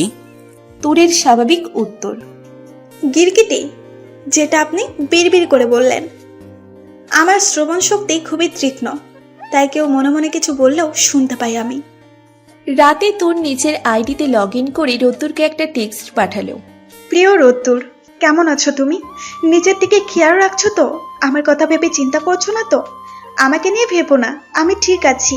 তবে বিয়ে হয়ে গিয়েছে 6 মাসের জন্য। তুমি বলেছিলে না আমায় ভালো কাজে মনোনিবেশ করতে, আমি 25টা মেয়েকে পাচার হতে বাঁচিয়েছি। যদিও এটাকে বাঁচানো বলে না, শুধু তাদের খোঁজ এনে দিয়েছি পুলিশকে। যে পুলিশ ওদের বাঁচিয়েছে সেই আমাকে বিয়ে করেছে আমার নিরাপত্তার জন্য। সেও চায়নি আমায় বিয়ে করতে, এক প্রকার বাধ্য হয়ে বিয়ে করেছে আমায়। আচ্ছা তুমি কি রাগ করবে এটা জানলে? ভুল বুঝবে আমায়? টেক্সট সেন্ড করে বসে থাকলো তুর্য বাথরুমে গিয়েছে। ঘরটা আবছা আলোয় মিটমিট করছে। বিছানার এক কোণায় বসে জানালার বাহিরে দৃষ্টি রেখে কিছু একটা ভাবছে এমন সময় বাথরুমের দরজায় খট করে শব্দ হয়। হকচকিয়ে পিছনে তাকাতেই দেখে তুর্য দেওয়াল ধরে দাঁড়িয়ে আছে, চোখ মুখ লাল হয়ে আছে। দ্রুত উঠে গিয়ে তুর্যের এক হাত নিজের কাঁধে রাখে। আমাকে ডাকলেই তো পারতেন, একা একা মাতব্বরি করতে কে বলেছে? আমার অভ্যাস আছে তোর, ছাড়ো। নিন, ছেড়ে দিলাম। ছেড়ে দিতেই তুর্য মেঝেতে ধপ করে পড়ে যায়। নির্লিপ্ত দৃষ্টিতে তুরের দিকে তাকাতেই দেখে ঠোঁট কামড়ে হাসছে। ছেড়ে দেওয়ার সময় ইচ্ছে করে ধাক্কাও দিয়েছে মেয়েটা। তুর্য একা একা উঠে দাঁড়ায়, তুরের দিকে তাকিয়ে দাঁতে দাঁত চেপে বলে, এর শোধ আমিও নিব। আগে ঠিকভাবে দাঁড়াতে তো শিখুন। ধপধপ করে যে পড়ে যায় সে কি সুদ নেবে? নাকি আমাকে ধপধপ করে পড়ে যাওয়া শেখাবে প্রতিশোধ হিসাবে? দরজা লাগিয়ে শুয়ে পড়ো, আমার কাজ আছে, আমি লাইব্রেরিতে থাকবো। ওকে। দরজা লাগিয়ে বিছানায় শুয়ে পড়ে। তুর্য লাইব্রেরিতে কাজ করছে। রাত প্রায় 2টার সময় তুরের ফোনে মেসেজ আসে, রোদ্দুরের মেসেজ। তোর পাখি, তুমি কেমন আছো এখন? নোটিফিকেশনের মেসেজে ঘুম ভেঙে যায় তুরের। ও হন্ততন্ত হয়ে উঠে বসে। ফোন চালু করতেই স্ক্রিনে ভেসে আসে প্রিয় রোদ্দুর নামটি। দ্রুত মেসেজটি সিন করে রিপ্লাই দেয়, ভালো। তোমার কোনো খোঁজ নেই, কোথায় থাকো সারাদিন? 1 সপ্তাহ হয়ে গেল কোনো যোগাযোগ করনি। আমাকে ফুলে নতুন কাউকে পেয়েছো নাকি? তুমিও কি আমার মতো বিয়ে করেছো? রোদ্দুর সিন করে রিপ্লাই দেয়, বিয়ে করার জন্য তো পাত্রীর প্রয়োজন। সেই পাত্রী যদি অন্যত্র বিবাহ করে তাহলে রোদ্দুরের বিয়ে তো। বিয়ে তো? তোমার বর কোথায়? বর বলার দরকার নেই, আমি তুর্য ভাইয়া ডাকি, তুমিও তুর্য ভাইয়া ডাকো। তাছাড়া আমাদের বিয়ে তো 6 মাসের জন্য, এরপর ছাড়াছাড়ি হয়ে যাবে। সে কি, তোমার বর রাজি হয়েছে এমন শর্তে? এই, তুমি কিন্তু বড্ড বিরক্ত করছো আমাকে। কিসের বর? কার বর? কোন আমলের বর? তুর্য ভাই হয় আমার, বুঝলে? কোনো বট্টন নাই, আমি ওনার বউ না। এমন বলে না তোর পাখি, ও এখন তোমার বর, তুমি তার বউ। Call me. এখন তুমি ফোন দিবা নাকি ফোনের ভেতর ঢুকে তোমায় মেরে আসবো? রোদ্দুর ফোন দিল তুরকে। ফোন রিসিভ করতেই রোদ্দুর বলে উঠল, তোর পাখি, মন খারাপ তোমার? দেখো, নিধির খোঁজ তুমি ঠিক পাবে। বলেছি না আমার তোরকে কখনো উদাসীনতায় মানায় না। তোমার মলিন মুখশ্রী যে আমার হৃদয়ে রক্তক্ষরণের সৃষ্টি করে, সেটা কি ভুলে গিয়েছ? তোমার মুখের সেই মিষ্টি হাসি বিলীন হলো কেন? ভালো কাজ করেছো, মেয়েগুলো সুরক্ষিত আছে। এখন তো সেলিব্রেশন করার সময়। তোমার মতো করে কেউ বোঝে না আমায়। ওহ, এই ব্যাপার। তো কে কি বলেছে আমার তোরকে? কিছু বলেনি। জানো, আজ নীতির অপহরণকারীর নাম জেনেছি আমি। ওর নাম বুলেট। আমরা খুব শীঘ্রই নীতিকে ফিরিয়ে পাবো। বলো, আচ্ছা তুমি আমার সামনে আসবে কবে?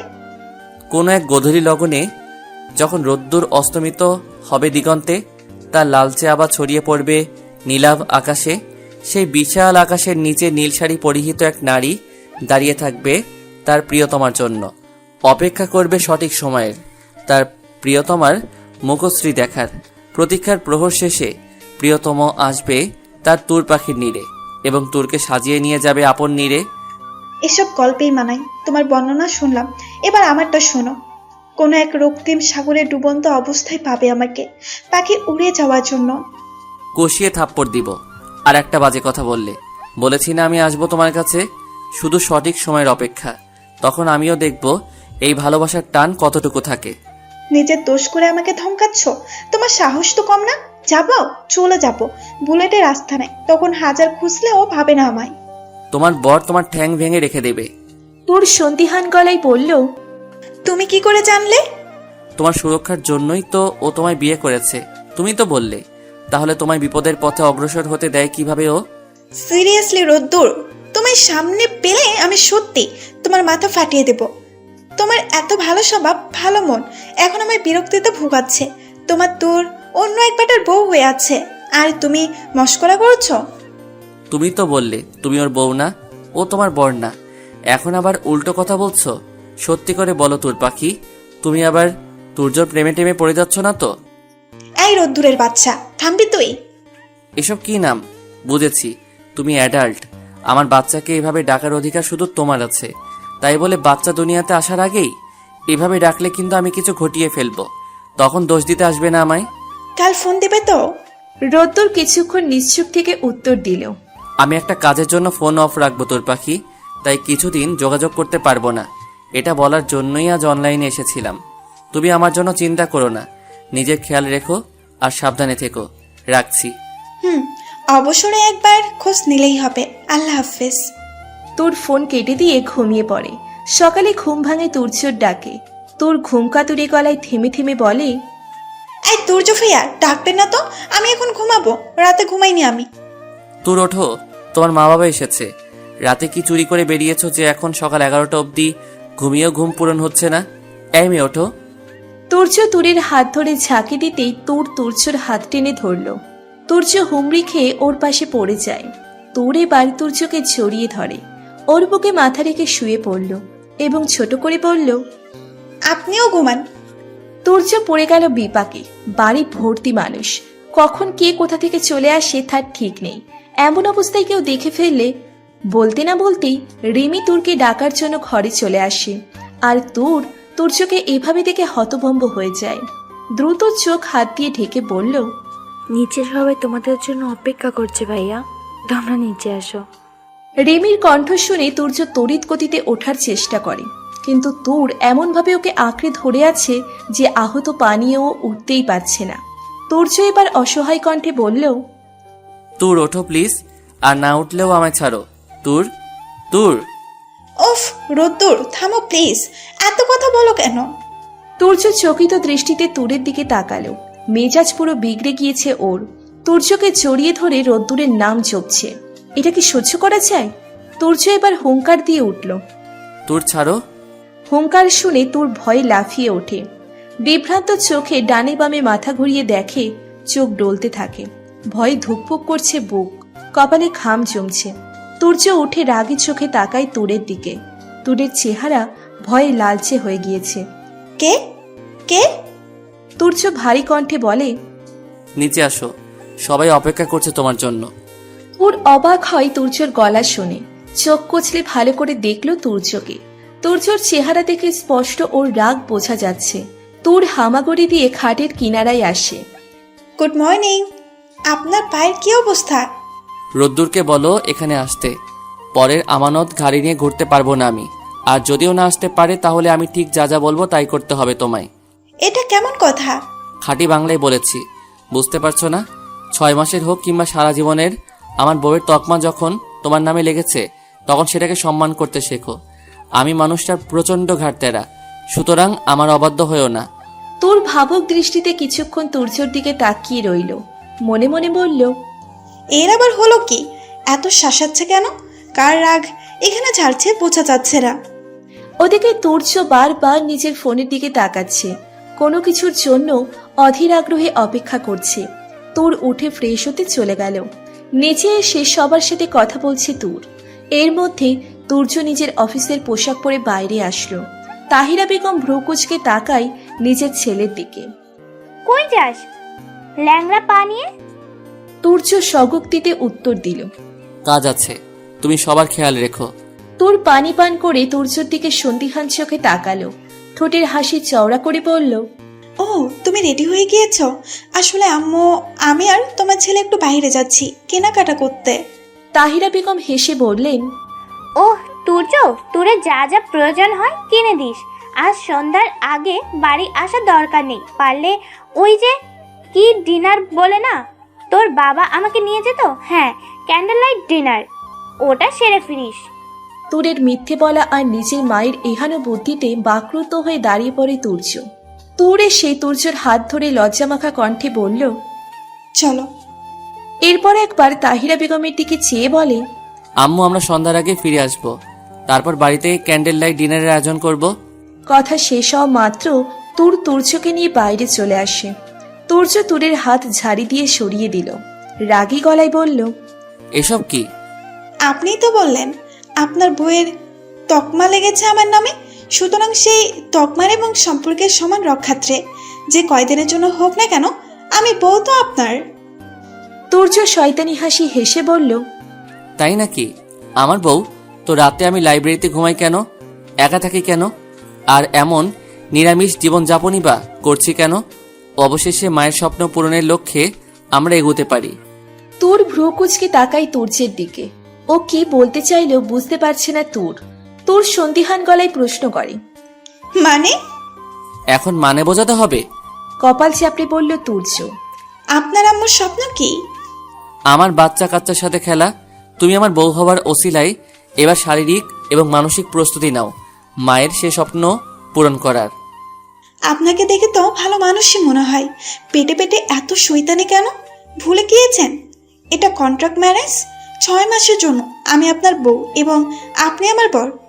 এসব আসছে কোথা থেকে? 6 মাসের হোক কিংবা 6 দিনের, বউ তো বউই হয়। আইন মোতাবেক বিয়ে করেছি আমরা।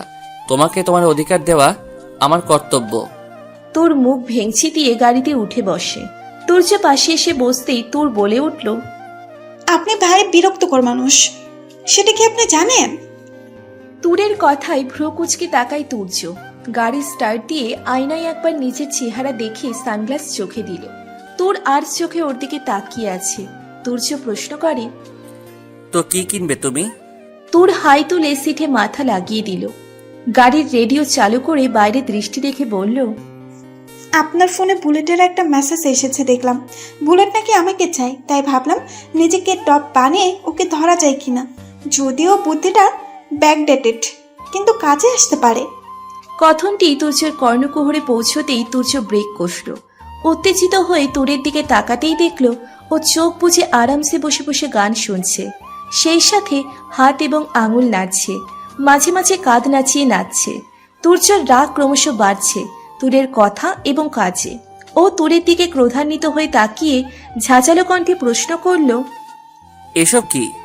তুর চোখ মেলে তাকায়, ভ্রু নাচিয়ে প্রশ্ন করে, কোন সব? তুর্য রেডিও বন্ধ করে দিয়ে বলল, নিজেকে টোপ বানাবে মানে কি? পাগল তুমি? মাথার তার ছেঁড়া সব, নাকি পাগলা গারদ ফেরত পাগল? লাস্টেরটা? তুরের উত্তর শুনে তুর্য হতবাক। এই মেয়ে আসলেই পাগল, এই বিষয়ে কোনো সন্দেহ নেই ওর। না হলে ক্ষণে ক্ষণে মতিগতির এমন পরিবর্তন হয় কিভাবে? তুর্য গাড়ি ঘুরিয়ে বাড়িতে নিয়ে আসে। তুর্যর রাগ দেখে মুচকে মুচকে হাসছে। তুর্য তুরকে গাড়ি থেকে নামিয়ে দিয়ে গাড়িতে উঠে বসে। তুর উকি দিয়ে বলে, বাড়ির ভিতর না গিয়ে গাড়ির ভিতর গেলেন যে? একা একা মরতে যাচ্ছেন ভালো কথা, কিন্তু আমি যে নীতিকে খুঁজতে চাই সেটার জন্য আপনার গাড়ির কিংবা অন্য কিছুর প্রয়োজন কিন্তু পড়বে না আমার, কারণ আপনার মূল্যবান ফোনটি এখন তুরের কবলে। তুর্য এবার গাড়ি থেকে নেমে তুরের হাত ধরে বাড়ির ভিতর ঢুকলো। তাহিরা বেগম কপালে সূক্ষ্ম ভাঁজ ফেলে বললেন, কি রে, ফিরে আসলি যে? কেনাকাটা শেষ?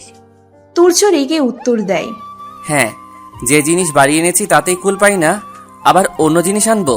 তোর বিরক্তিতে চোখ ছোট ছোট করে তাকালো তুর্যের দিকে। তুর্য তুরকে নিয়ে ঘরে ঢুকেই দরজা লাগিয়ে দেয়। তুর্যর ফোন নিয়ে ঘাটছে। তুর্য লাইব্রেরিতে ঢুকে নিজের কাজ করতে লাগলো। খানিকক্ষণ বাদে তুর এসে তুর্যর সামনে কোমরে হাত রেখে দাঁড়ায়। তুর্য ভ্রু নাচিয়ে প্রশ্ন করে, কি হয়েছে? ফোনের এই ফেসবুক, হোয়াটসঅ্যাপ, মেসেঞ্জার, ইনস্টাগ্রাম এগুলোর পাসওয়ার্ডটি লক করা কেন? আমি ঢুকতে পারছি না। তো পরের পার্সোনাল অ্যাকাউন্টে ঢোকার এত শখ কেন? যাও গিয়ে নিজের ফোন নিয়ে ঘাটাঘাটি করো। আমার ফোন এখানে রেখে দাও। এই, আপনারও কি গার্লফ্রেন্ড আছে? থাকলে আমাকে বলুন, আমি সেটিং করে দিচ্ছি। লুকিয়ে রেখে কি লাভ? আমার শুধু গার্লফ্রেন্ড না, অ্যাব্রোডে বউ বাচ্চা সব আছে, কিন্তু তাদের সেফটির জন্য আমি কাউকে কিছু জানাই না। তোর ভ্রুকুচকে বলে, এটা জোকস ছিল? তুর্য নির্লিপ্ত দৃষ্টিতে উত্তর দেয়, হ্যাঁ তো। I don't like jokes. So what can I do now? Leave from here. তুরের রাগ হলো তুর্যের এমন কথা শুনে। ও ছুটে এসে বিছানার উপর বসে পড়ে। তুর্যর ফোনের দিকে কয়েকবার তাকিয়ে ওর ফোনটা ছুঁড়ে মারে দেওয়ালে। শব্দ শুনেই তুর্য বাইরে এসে দেখে নিজের নিহত ফোনটা টুকরো টুকরো হয়ে মেঝেতে গড়াগড়ি খাচ্ছে, আর তুর নিজের ফোনে গভীর মনোযোগ দিয়ে ফেসবুকিং করছে। ভাঙার যখন এত ইচ্ছা তখন নিজের ফোনটাই ভাঙতে, আমার ফোন কি তোমার মাথায় চড়েছিল?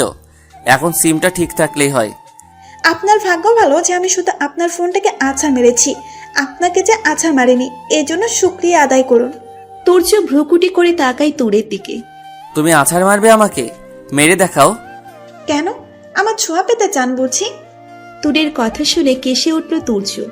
না, এই মেয়ের সাথে কথা বলে লাভ নেই। আসলেই পাগলা গারদ ফেরত পাগলও। না হলে কেউ এভাবে কথা বলতে পারে, এমন অদ্ভুত আচরণ করতে পারে?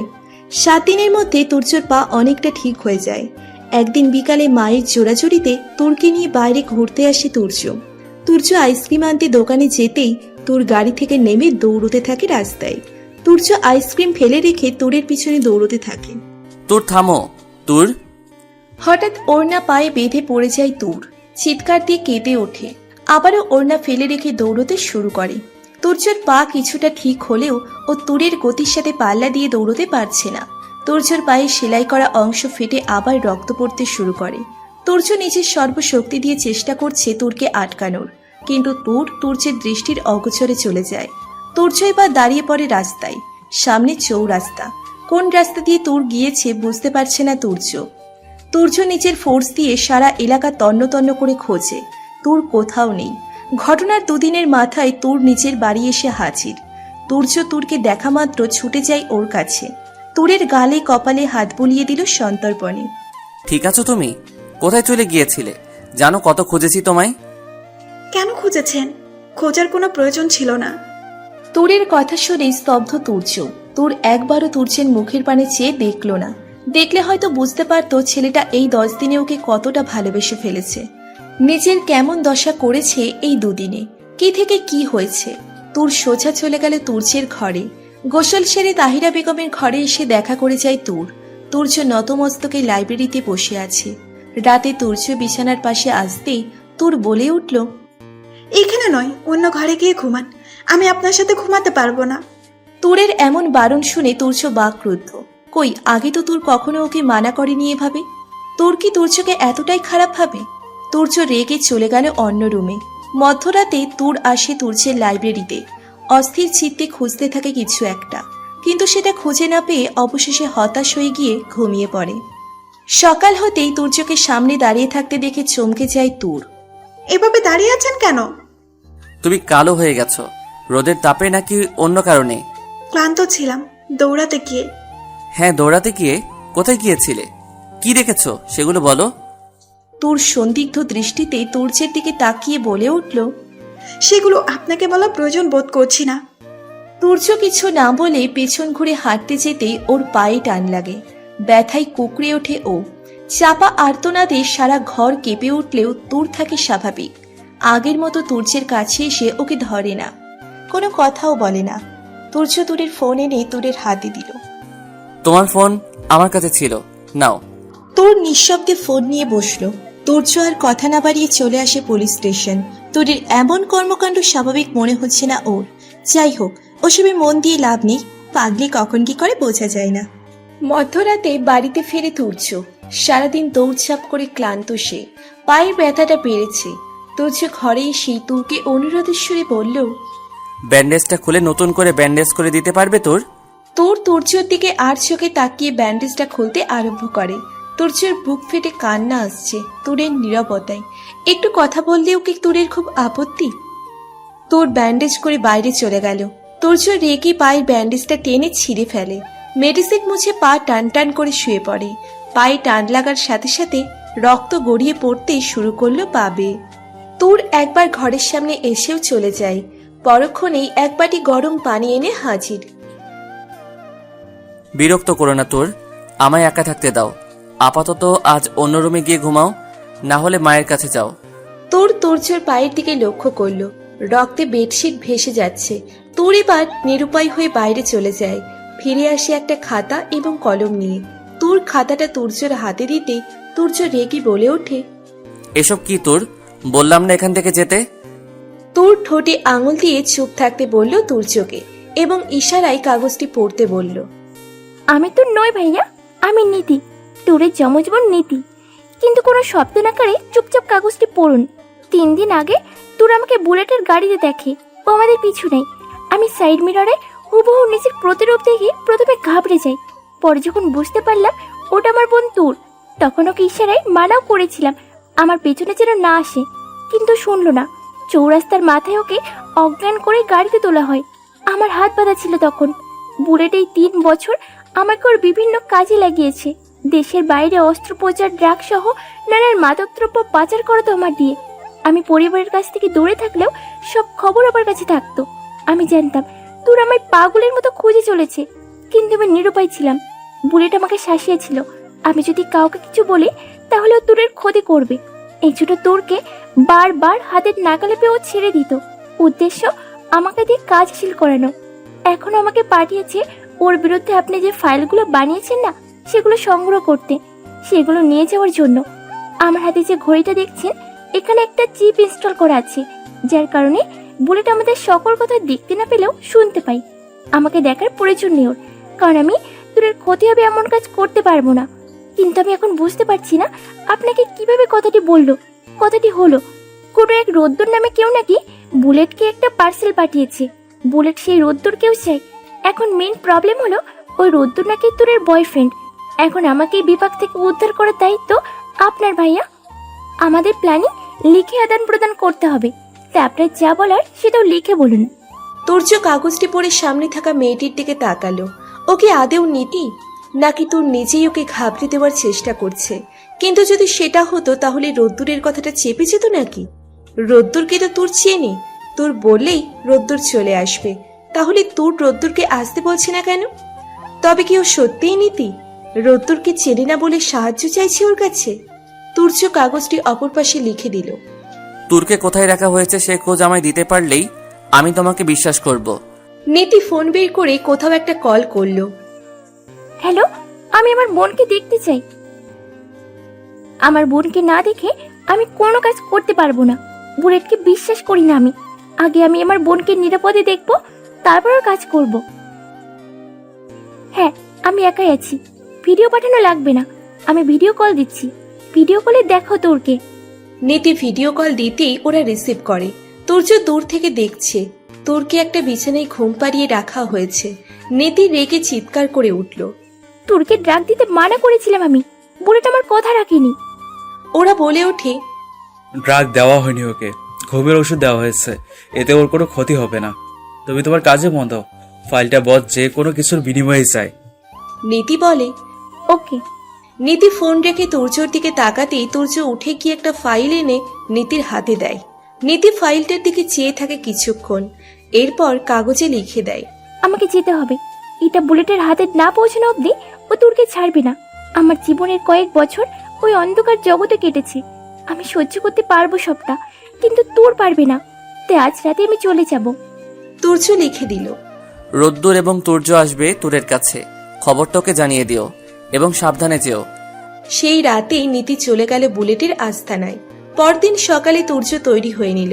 ছদ্মবেশে ওর কিছু বিশ্বস্ত স্পাই এবং কিছু কনস্টেবল নিল। বুলেটের আস্তানার ঠিকানা পাঠিয়েছে নীতি। তুর্য নীতির লোকেশন ট্র্যাক করে ওখানে পৌঁছবে। তুর্যর পায়ের ব্যান্ডেজটা তুর্য টাইট করে বেঁধে সেখানে ছুরি গুজে রেখেছে। হাতের কনুইয়ে নাইফ, কোমরে বন্দুক, শার্টের ভেতর বুলেট প্রুফ জ্যাকেট। ওরা তৈরি হয়ে আসলো বুলেটের সঠিক ঠিকানায়। কিন্তু তুর্য নিজের সাথে কাউকে নিয়ে যাবে না ভিতরে। সবাই আশেপাশে এবং দূরত্ব বজায় রেখে নজর রাখবে। তুর্য সবাইকে সবার থাকার জায়গা ঠিক করে দিয়ে পাশের জঙ্গলের ভিতরে চলে গেল। ফিরে আসলো কিছুক্ষণের মধ্যে। এরপরও ধীর পায়ে এগিয়ে গেল বুলেটের আস্তানার সেই বাগান বাড়ি। তুর্যর কপালে বিন্দু বিন্দু ঘাম। তুর্য সেটা এক হাতে মুছে এগিয়ে যেতেই কেউ একজন তুর্যর মাথায় বন্দুক ঠেকালো। তুর্য হাত উঁচু করে দাঁড়ালো। পেছন থেকে আগন্তুক বলে উঠল, কে তুমি, কি চাও? বুলেটের কাছে গিয়ে বলো তুর্য এসেছে। বুলেট আমাকে খুব ভালো করে চেনে। আগন্তুক তুর্যকে সাথে নিয়ে বুলেটের ঘরে আসে। বুলেট তুর্যকে দেখা মাত্র চিনে ফেলল। উচ্চস্বরে হেসে তুর্যকে স্বাগত করল নিজের আস্তানায়। অবশেষে তুমি এসেছো। আমি জানতাম তুমি আসবে, কারণ তোমার তুর্যে এখানেই আছে। কিন্তু তোমাদের চালে একটা ভুল হয়েছে। সেটা হলো তুমি নীতিকে সব ফাইল দিতে গিয়ে ভুল করে একটা চিঠিও দিয়ে ফেলেছ, যেটা তুরকে লিখেছে তার প্রিয় রোদ্দুর। তুর্য চকিত দৃষ্টিতে তাকালো বুলেটের দিকে। এরপর মধুর হেসে বলল, আমাদের কথাগুলো আমাদের মাঝে থাকায় শ্রেয় নয় কি বুলেট? তুমি আমাকে আমার ট্যুর দিবে এবং আমি তোমার এই কেস, তোমার মুক্তি। বুলেট হাতের ইশারায় ওর লক্ষ্যে যেতে বলল। এরপর দরজা বন্ধ করে এসে একটা চেয়ারের উপর বসে পায়ের উপর পা তুলে বলল, এত সহজে তো আমি তুরকে তোমার হাতে তুলে দিতে পারবো না। তুর এখন আমার সব থেকে বড় অস্ত্র। যে তুরের জন্য পুলিশ কমিশনার পর্যন্ত আমার হাতের লাগালের ভিতর চলে এসেছে, সেই সোনারপাড়া হাঁস মানে তুরকে আমি কিভাবে তোমায় হস্তান্তর করতে পারি? তুমি কি ভাবছ নীতি আর তুমি যে প্ল্যান করবে তা আমার অজানা থাকবে? বুলেট আমি, আর বুলেটের প্রতিটা কদম তোমাদের থেকে এগিয়ে। তুর্য হাসি বুলেটের কথা শুনে। তুর্য আগেই জানতো বুলেট নীতিকে টোপ বানিয়ে ওকে আটকানোর চেষ্টা করবে, কিন্তু এই মুহূর্তে বুলেটের এমন বোকা বোকা কথা সত্যিই তুর্যর বোধগম্য হচ্ছে না। তুর্য নিজেও একটা চেয়ার টেনে বসে। বাইরের পরিবেশটা একেবারে ঠান্ডা হয়ে আছে। ওদিকে সারা বাড়ি জুড়ে হেঁটে চলেছে এক আগন্তুক। বুলেটের গ্যাংয়ের পোশাকের আড়ালে সে নিজের কাজ করে চলেছে সন্তর্পণে। সবার খাবারে ওদের নিজেদের ড্রাগই মিশিয়ে দিয়েছে সে। কিছুক্ষণের মধ্যেই সবাই মধ্যাহ্ন ভোজনের জন্য খাবারের ঘরে যাবে। আগন্তুক সেটারই অপেক্ষা করছে। কিছু গার্ড বাদে সবাই খেতে চলে যায়। সবার খাওয়া প্রায় শেষ। ইতিমধ্যে মাদকের তীব্র প্রভাব পড়তে শুরু করছে সবার মাঝে। 20 জনের মতো প্রায় ঘুমিয়ে পড়েছে। এখনো 20-25 জন রয়েছে পাহারায়। তুর্যর অনুসারীরা ধীরে ধীরে এগিয়ে আসে বাগানবাড়ির দিকে। আগন্তুক পা টিপে টিপে এগিয়ে গেল তুরকে যে ঘরে রাখা হয়েছে সেই ঘরের দিকে। একজন পায়চারি করছে ঘরের সামনে পাহারার জন্য। আগন্তুক গিয়ে লোকটাকে পেছন থেকে চেপে ধরে। ঘাড় ধরে একটা মোচড় দিতে সে লুটিয়ে পড়ে মেঝেতে। আগন্তুক লোকটির পকেট থেকে ঘরের চাবি নিয়ে লোকটার দেহ টেনে পাশের একটা ঘরে ঢুকিয়ে দরজা লাগিয়ে দিল। এদিকটাই এখন কেউ নেই। আগন্তুক দরজা খুলতেই দেখে নীতিকে বেঁধে রাখা হয়েছে একটা চেয়ারের সাথে। তুর বিছানায় নিস্তব্ধ শরীরে ঘুমিয়ে আছে। আগন্তুক দ্রুত গিয়ে নীতির বাঁধন খুলে দেয়। বাঁধন খুলতেই নীতি লোকটিকে জোরে ধাক্কা মারে। হাতের কাছে থাকা একটা লাঠি উঠিয়ে আগন্তুককে মারতে যাবে, এমন সময় সে নিজের মুখোশ খুলে ফেলল। নীতি চমকে বলে উঠল, তুর্য ভাইয়া, আপনি এই পোশাকে এখানে কি করছেন? হুশ, কথা বলো না। তোর ঠিক আছে? দেখো ওকে।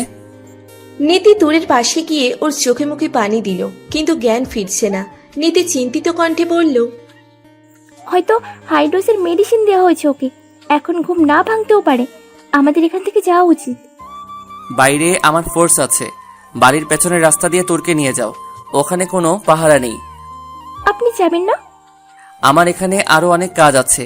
সব হিসাব মেটাতে হবে আমায়। তুমি দ্রুত তোরকে নিয়ে বেরিয়ে যাও, কেউ চলে আসবে।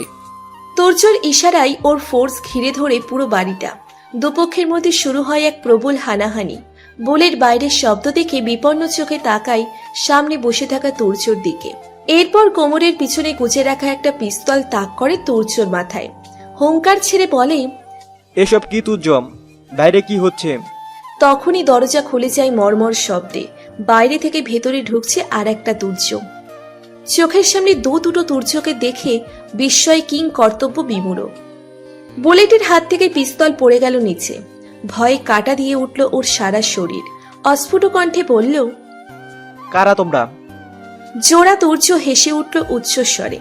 ওদের হাসির ঝংকার বুলেটের কানে পৌঁছতেই বুলেটের চোখের সামনে ভেসে উঠল কিছু অতীত। যে তিক্ত অতীত আজ ওর সামনে উপস্থিত, সেটা কি শুধুই অতীত, নাকি অতীতের শোনা সেই ভবিষ্যৎবাণী? তুর্য হেসে একটা চেয়ার টেনে বসে। এরপর বুলেটের মুখের উপর থেকে একটা চামড়ার আস্তরণ টেনে ছিঁড়ে ফেলে নিমেষে। এককাল পোড়া মানুষটি তুর্যর দিকে তাকায় ঈষৎ হেসে। তুর্য ইশারায় অপর তুর্যকেও নিজের মুখের উপর থেকে মাস্ক খুলে ফেলতে বলে। ছেলেটি মাস্ক খুলতেই বুলেট আতঙ্কিত, অস্থির হয়ে যায়, কারণ সে আর কেউ নয়, বুলেটেরই ছেলে সাদাব। কি বাবা, চমকে গেল অনেক, তাই না? কি করে তোমার নিজ হাতে খুন করা ছেলে আজ জীবন্ত অবস্থায় তোমার সামনে বসে আছে? রহস্যজনক একটা অধ্যায়ের পাতা খুলতেই তোমার এই হাল। যদি অধ্যায়টা পড়তে শুরু করো তাহলে কি হবে? বুলেট তুর্যর দিকে তাকিয়ে আবার সাদাবের দিকে তাকালো। তুর্য ঝাঁঝালো কণ্ঠে বলে উঠল, কি ভেবেছিলেন খালু, আমি আপনার খোঁজ কখনো পাবো না? রোদ্দুর কি আপনার এতটা বোকা মনে হয়? আরে খালু, আমি সেদিন ছিলাম না। বাবা মায়ের অ্যাক্সিডেন্টের কথা জানতাম না, কিন্তু আপনি তো জানতেন আমার কথা। 8 বছর ধরে এই কালো অতীতটা বুকে জড়িয়ে আছি।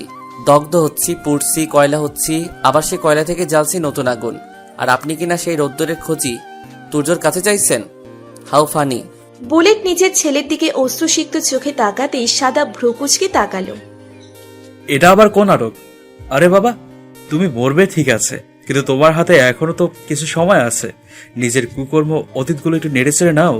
বাচ্চাদের যেমন গল্প শুনিয়ে ঘুম পাড়িয়ে দিতে হয়, তোমাকেও তেমন ভাবে অতীতের গল্প শুনিয়ে আমরা ঘুম পাড়িয়ে দেব। কোনো চিন্তা করো না, তোমার ছেলে আমি, তোমার রক্ত আমার শরীরে। কিছু না জানলেও সঠিকভাবে ঘুম পাড়িয়ে দিতে জানি আমি। শিখেছি তো তোমার কাছ থেকেই। তুর্য বলতে আরম্ভ করল। আজ থেকে প্রায় 9 বছর আগে আপনি নিজের স্ত্রী সাহেরাকে খুন করেছিলেন। দুর্ভাগ্যবশত ভাবে আমি তারই বোনের ছেলে, যে ওই 9 বছর আগের গত 8 বছর ধরে ইন্ডিয়াতে নিজের ফুফাদের বাড়িতে ছিল। যখন আপনি খালামণিকে খুন করেন, তখন সাদাব সবটা বলেছিল আমায়। আমার ফেরার পথেই আমার পাসপোর্ট নিয়ে একটা ঝামেলা হয় বিধায় আমাকে কয়েক মাস অপেক্ষা করতে হয়েছিল এদেশে আসার জন্য। কিন্তু আপনি তার আগেই আমার আব্বুকে খুন করেন। সাদাব হেসে বলে, আরে ভাইয়া, খুন বলছিস কেন? এই লোকটা তো ওটাকে অ্যাক্সিডেন্ট বলে চালিয়ে দিয়েছিল, তাই না? তুর্য বলল, কি ভেবেছিলেন রোদ্দুর নিজের বাবার খুনকে এতটা সহজভাবে নিবে? বাবার অ্যাক্সিডেন্ট করেছিল যে লরি, তার নাম্বার বাংলাদেশের ট্রাভেল এজেন্সির কোথাও নেই। বাহ, আপনি আমাদের জমির ওপর হাত দিয়েছিলেন সে কথাটাও আমি বলিনি। আমার মাকে মেরে তাড়িয়ে দিয়েছিলেন আমাদের পৈতৃক নিবাস থেকে, সেটাও আমি বলিনি। সাদাব বুলেটের সামনে এসে তুড়ি মেরে বলে, আমার কথাগুলো এখনো শোনা বাকি আছে আপনার। আমার আব্বুর কি অপরাধ ছিল মিস্টার বুলেট? সে আপনাকে নারী পাচার করতে দেখেছে, কালো টাকার পাহাড় বানাতে দেখেছে। এটা কি তার সব থেকে বড় অপরাধ ছিল যে তাকে মেরে সেদিন নদীতে ফেলে দিয়েছিলেন? আমার কি অপরাধ ছিল? আমি তো আপনারই ছেলে, আপনার রক্ত বইছে আমার শরীরে। আমারই বা কি অপরাধ ছিল যে আপনি আমাকেও গুলি করেছিলেন? শুধুমাত্র আমি আপনাকে এক নারীর বিছানা দেখে চিল্লিয়ে বলেছিলাম, তুমি কি করছো আব্বু? আমি সবাইকে বলে দেব, আমি দেখেছি তুমি আম্মুকে মেরেছ। এটাই কি আমার অপরাধ ছিল? বুলেট এবার চিল্লিয়ে বলল, হ্যাঁ, এটাই তোর অপরাধ। তুই আমার সাজানো সাম্রাজ্যের একমাত্র রাজদ্রোহী ছিলি। তোর কারণে আমি আমার রাজ্য হারাতে বসেছিলাম, যেটা আমি তিল তিল করে ঘুরেছি। তোর মাকে বিয়ে করেছিলাম শুধু টাকার জন্য, বুঝেছিস? আর আজ সেটা আছে আমার কাছে। আমি প্রতিশোধ নিতে চেয়েছিলাম, তাই আমি নিতে পেরেছি। তোর নানাকে আমি শাস্তি দিতে পেরেছি। তুর্য সাদাব উভয়ই চমকে তাকায় বুলেটের দিকে। বুলেট উচ্চস্বরে হেসে বলে, তোর নানার জন্য আজ আমার চেহারার এই দশা। তোর নানার জন্য সারা গ্রামের মানুষ আমাকে মেরেছিল। তোর নানার জন্য আমি ঝাঁপ দেই নদীতে। তোর নানার জন্য আমি ইটের বাটায় কাজ করি, যেখানে একটা দুর্ঘটনায় আমার চেহারা ঝলসে যায়। আরে, একটা মহিলার গয়নাই তো চুরি করেছিলাম, তার জন্য উনি আমায় ন্যাড়া বানিয়ে মুখে চুলকানি লেপটে দেওয়ার শাস্তি দেবেন? গ্রামের লোকেরা শুধুমাত্র ওনার কারণে জানতে পেরেছিল যে আমি চুরি করেছি। আমি ওনাকে বলেছিলাম আমি ওনার জীবন নরক করে দিব, ওনার মেয়েদের জীবন নরক করে দিব। আমি সেটা পেরেছি, আর আজ তোদের দুজনকে মেরে আমি আমার সেই কথাটা রাখবো। বলেই পিস্তল উঠিয়ে তুর্যর দিকে তাক করে গুলি করল বুলেট। সাদাব তুর্যকে ধাক্কা দিয়ে পাশে ফেলে দিতেই গুলিটা এসে লাগে সাদাবের হাতে। তুর্য সেটা দেখে বুলেটের হাতের তালু বরাবর গুলি করে। বুলেটের হাত থেকে আবার পিস্তল পড়ে গেল। তুর্য পিস্তল উঠিয়ে বুলেটের দিকে তাক করে ওকে ইশারায় বসতে বলে। সাদাবের হাতে নিজের শার্টটা খুলে পেঁচিয়ে দিয়ে তুর্য ক্রোধতী কণ্ঠে বলে, সামান্য একটা জিনিস আপনি অনেকটা দূর পর্যন্ত টেনে এনেছেন খালু। আপনার জন্য শেষ হয়েছে 2টি জীবন, নষ্ট হয়েছে 5টি জীবন। আমাদের কথা না হয় বাদ দিলাম, অগণিত মেয়ে পাচার করেছেন আপনি। তাদের কথা, তাদের পরিবারের কথা কখনো ভেবেছেন? নীতি, তাকে এনে অবধি আপনি তার দ্বারা অসংখ্য খারাপ কাজ করিয়েছেন। তার মুখেরও লাগিয়েছেন নিজের মতো কৃত্রিম চেহারার আস্তরণ। শুধুমাত্র নিজেকে সুরক্ষিত রাখতে ব্যবহার করেছেন নীতি এবং তুরের মতো অসংখ্য মেয়ে। আপনাকে যে মারবো, কিন্তু কিভাবে মারবো ভেবে পাচ্ছি না। ঠিক কতটা কষ্ট দিলে আপনি নিজে নিজের মৃত্যু কামনা করবেন বুঝতে পারছি না। আপনার মতো মানুষকে সহজ মৃত্যু দিলে সেটা আমার খালামণি এবং বাবার প্রতি অন্যায় করা হবে, অবিচার করা হবে তাদের প্রতি, যাদের জীবন নষ্ট করে তাদের ঘাড়ে পা রেখে নিজে এই অবস্থায় এসেছেন। তুর্য বুলেটের হাত পা বেঁধে ফেলে দড়ি দিয়ে। শাদাবকে গাড়িতে বসিয়ে ওর হাতে হাত রেখে বলে, আমি জানি তুই যতই তোর বাবাকে ঘৃণা করিস না কেন, কোনো সন্তান তার বাবাকে চোখের সামনে তিল তিল করে মরতে দেখতে পারবে না। অন্য কেউ পারলেও তুই পারবি না। তাই তুই বাড়িতে চলে যা। তোর বাবাকে আমি তার মৃত্যুর কাল সচক্ষে দেখিয়ে দিয়ে আসি। শাদাব অনুনয়ের সুরে বলে, আমাকে নিয়ে চল ভাইয়া, এই লোকটাকে আমি নিজের সামনে মরতে দেখতে কাতরাতে দেখতে চাই। যেভাবে আমার আম্মু কাতরিয়েছিল, তোর বাবা মরেছিল, খালামণি কেঁদেছিল। তুর্য বাধ্য হয়ে শাদাবকেও সঙ্গে নেয়। জঙ্গলের মাঝ বরাবর বুলেটকে নিয়ে যায় ওরা। তুর্যর হাতে লোহার রড, লঙ্কা এবং নুনের প্যাকেট। শাদাব একটা ছুরি আর বন্দুক হাতে নিয়ে দাঁড়িয়ে আছে। তুর্য বুলেটের শরীরের প্রতিটি জায়গায় রড দিয়ে আঘাত করতে থাকে। রক্তে সপসপ করছে ওর শরীর। এবারও ছুরি হাতে নিয়ে আঁচড় দিতে লাগলো বুলেটের শরীরে। বুলেটের আর্তনাদ চিৎকারে বনের পশু পাখি অব্দি হুঙ্কার তুলে ডাকছে। শাদাবে সে লঙ্কা এবং নুনের গুঁড়ো ছড়িয়ে দিল বুলেটের শরীরে। মনে আছে আমার মায়ের হাত পুড়িয়ে তাতে একেবারে লবণ এবং লঙ্কা চেপে ধরেছিল একত্রে? বুলেট গলা ফাটিয়ে চিৎকার করছে। তুর্যর হাত কাঁপছে বুলেটের এই ক্ষতবিক্ষত শরীর দেখে। শত হলেও মানুষ তো, এভাবে অন্য মানুষকে মারতে এবং প্রত্যক্ষ করতে কষ্ট হচ্ছে ওর। বুলেট এক নাগারে বলছে, আমাকে মেরে ফেল, তবুও এভাবে আর কষ্ট দিস না। তুর্য বন্দুক বের করে বুলেটের কপাল বরাবর গুলি করতেই বুলেট চোখ আবদ্ধ করে ফেলে। পাচার করা মেয়েগুলোর শরীর যেমন নবরূপী পশুরা খুবলে খেয়েছে, তেমনও শরীরও আজ এই জঙ্গলের অভুক্ত পশুদের। এবার বাড়ি চল সাদাব। বাড়ি ফিরতেই ওরা দেখলো একটা মেয়ে বসে বসে তাহিরা বেগমের সাথে গল্প করছেন। তুর্য মেয়েটিকে চিনতে পারল না। সাদা ফিসফিসিয়ে বলল, এটাই নীতি ভাইয়া, এটাই ওর আসল চেহারা। তুর্য সাদাপের দিকে তাকিয়ে হালকা হেসে বলে, বাহ, আমি তো ভেবেছি ও শুধু ময়দা সুন্দরী, ময়দার সৌন্দর্যে তোকে মুগ্ধ করেছে, কিন্তু এখন দেখছি আসলেই সুন্দর। কিন্তু আমার বউটা কই? নীতি তুর্যকে দেখে হেসে ফেলল। অবশেষে প্ল্যান সাকসেসফুল, কি বলেন ভাইয়া? তুর্য নিরাশ কণ্ঠে বলে, হ্যাঁ, তোমাদের বদৌলতে বাঘের গুহায় থেকেও যে মানুষ প্রেম করতে পারে সেটা তোমাদের না দেখলে এবং সকালে সাদাবের কথা না শুনলে জানতামই না। তাহিরা বেগম মুখ ভার করে বললেন, ল্যাংড়া পা নিয়ে এসব করলে ভালো কথা, কিন্তু বাড়ির বউকে বাড়ি পৌঁছে দিয়েই কি সব দায়িত্ব শেষ? আহাম্মক, এখানে পটর পটর না করে উপরে গিয়ে দেখ তোর বউয়ের কি অবস্থা। তুর্য চকিত দৃষ্টিতে তাকিয়ে উত্তর দেয়। তোমরা আছো তো? তাহিরা বেগম ফস করে উঠলেন। হয় পরের বউয়ের সেবায় নিয়োজিত থাকবো বলেই তো এখানে পড়ে আছি। তোর বউ আমি খাতিরদারি করবো কেন? তাছাড়া আমার অত সময় নেই। নীতি আর সাদাফের বিয়ের ব্যবস্থা করতে হবে, সবাই আসছে এখানে। তুর্য মুখ বাঁকিয়ে বলে। বুড়ির মুখ এই বয়সেও থামে না। তুর্য কথাটা বলে চলে যাচ্ছিল, এমন সময় তাহিরা বেগম বলে উঠলেন, এই তুই বুড়ি কাকে বললি? তুই জানিস এই বয়সেও আমার জন্য সম্বন্ধ আসে? তোর কি যোগ্যতা আছে? তোর পাখি সহজ সরল বলে ওকে ফাঁসাইতে পারছস, না হলে তোর কপালে বউ জুটতো না। ওদের এমন কথাবার্তায় নীতি হতভম্ব। সাদাব মৃদু হেসে বলে, খালামুনি আমাদের বন্ধুর মতো, ছোট থেকে এভাবে আগলে রেখেছেন। কখনো বুঝতে দেননি আমার বাবা মা কিংবা খালুর অভাব। আমাদের কোনো বন্ধু হতো না, কারণ আমাদের লুকিয়ে থাকতে হতো। তখন থেকে খালামুনির এই বন্ধুত্বপূর্ণ কথাবার্তা এবং বন্ধুত্ব সুলভ আচরণের প্রকাশ। বড় হওয়ার পর মাঝে মাঝে তো মানুষের সামনে আমাদের লজ্জায় ফেলে দিত। আর তুর্য ভাইয়ের সাথে তো দুদিন পর পর ঝগড়া বাঁধে। তুর্য ভাইও ইচ্ছে করে বুড়ি ডেকে খালামুনিকে রাগিয়ে দেয়। এরপর শুরু হয় হরতাল। আমাদের খাওয়া বন্ধ, ঘুমানো বন্ধ, মানে পুরো নাটকীয় একটা অবস্থা। আবার একদিন যেতে না যেতে হেসে খেলে বাড়ি মাতিয়ে তোলে। নীতি সদুক্তিতে উত্তর দেয়, বাবা, পুরো চমকিত হয়ে গিয়েছিলাম। দেখি মনে হয় না সবাই এত খারাপ সময়ের মধ্যে দিয়ে গিয়েছি। আর ধন্যবাদ তোমাকে আমার প্রতিটা ক্ষণ আগলে রাখার জন্য। তুমি না থাকলে বুলেট আমাকে পাচারও করে দিত। সাদাব বিরক্তির সুরে বলেন, আপাতত এসব কথা থাক, এগুলো নিয়ে পরেও আলোচনা করতে পারবো। এখন বলো, তোর জ্ঞান ফিরেছে? হ্যাঁ, আমার সাথে কথা হয়েছে, তবে রৌদ্রের কথা আমি জানাইনি। ওদের গোপন মেসেজ পড়ে নিয়েছিলাম যে রৌদ্র নিজেই নিজের পরিচয় দিক, এরপর আসল মজা বুঝবে।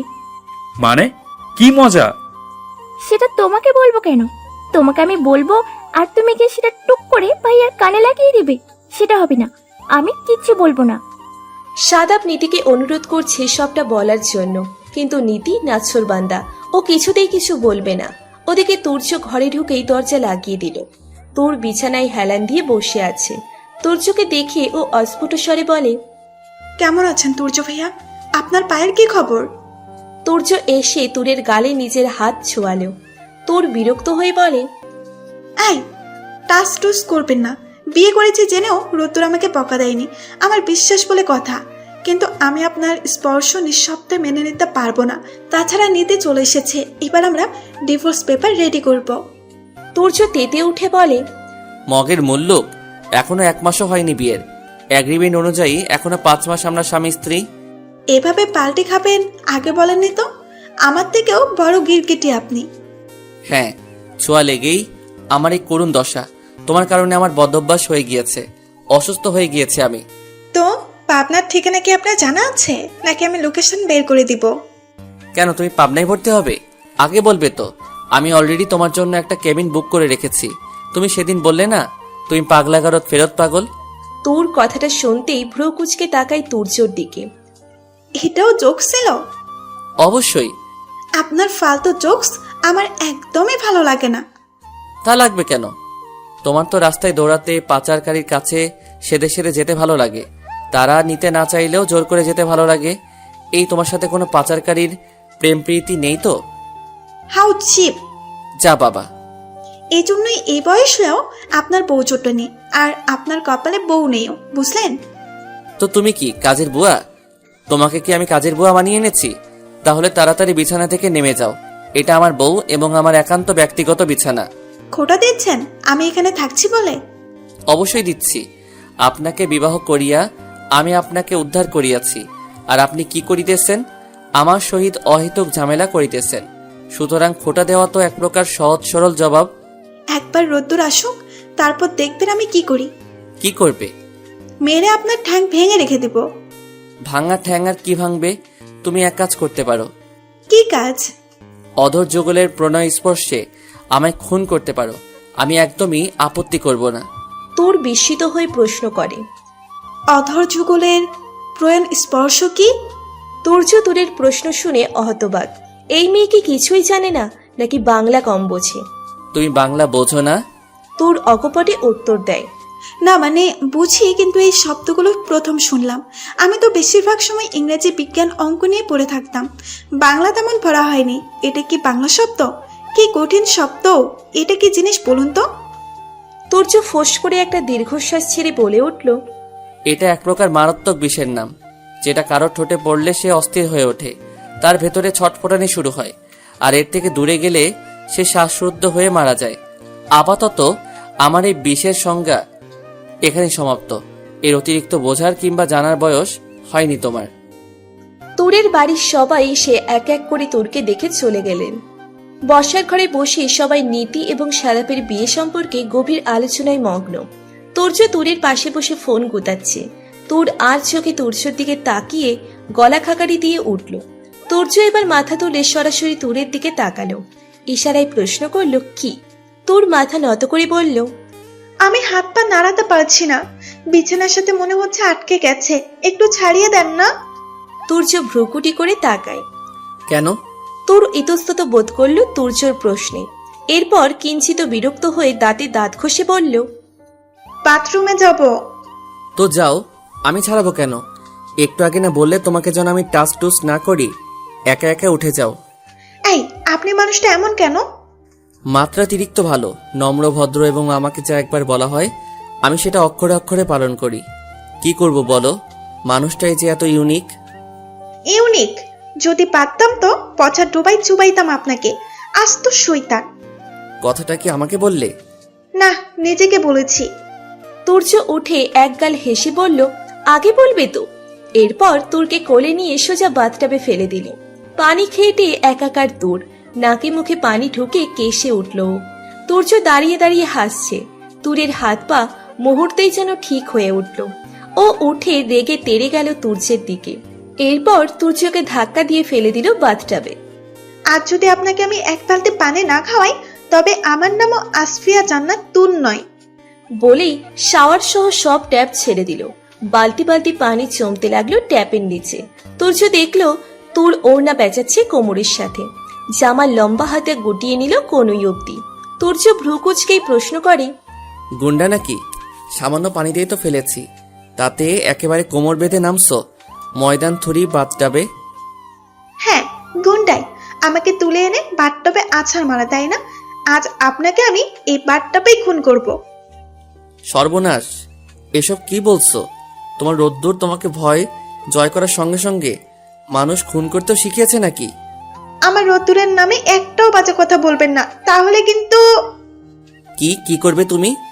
আপনাকে আমি ওই বিষ খাওয়াবো যেটা বলেছিলেন একটু আগে। ওটা কোথায় পাওয়া যায় জলদি বলেন। তুর্য হেসে বলে, আমার কাছে আছে, তোমার কাছেও আছে, শুধু লুকায়িত আছে বলে তুমি খুঁজে পাচ্ছ না। তুর এবার লাফ দিয়ে বাথটাবে তুর্যর পাশে গিয়ে বসে। তুর্যের হাত ধরে ঝাঁকিয়ে বলে, কোথায় আছে জলদি বলেন, আমি এখনই খুন করব আপনাকে। এরপর রতুরের কাছে চলে যাব। যার বিয়ে তার হুঁশ নেই, পাড়াপড়শির ঘুম নেই, মানে? রোদ্দুরের খোঁজ নেই আর তার চিন্তায় তোমার চোখে ঘুম নেই।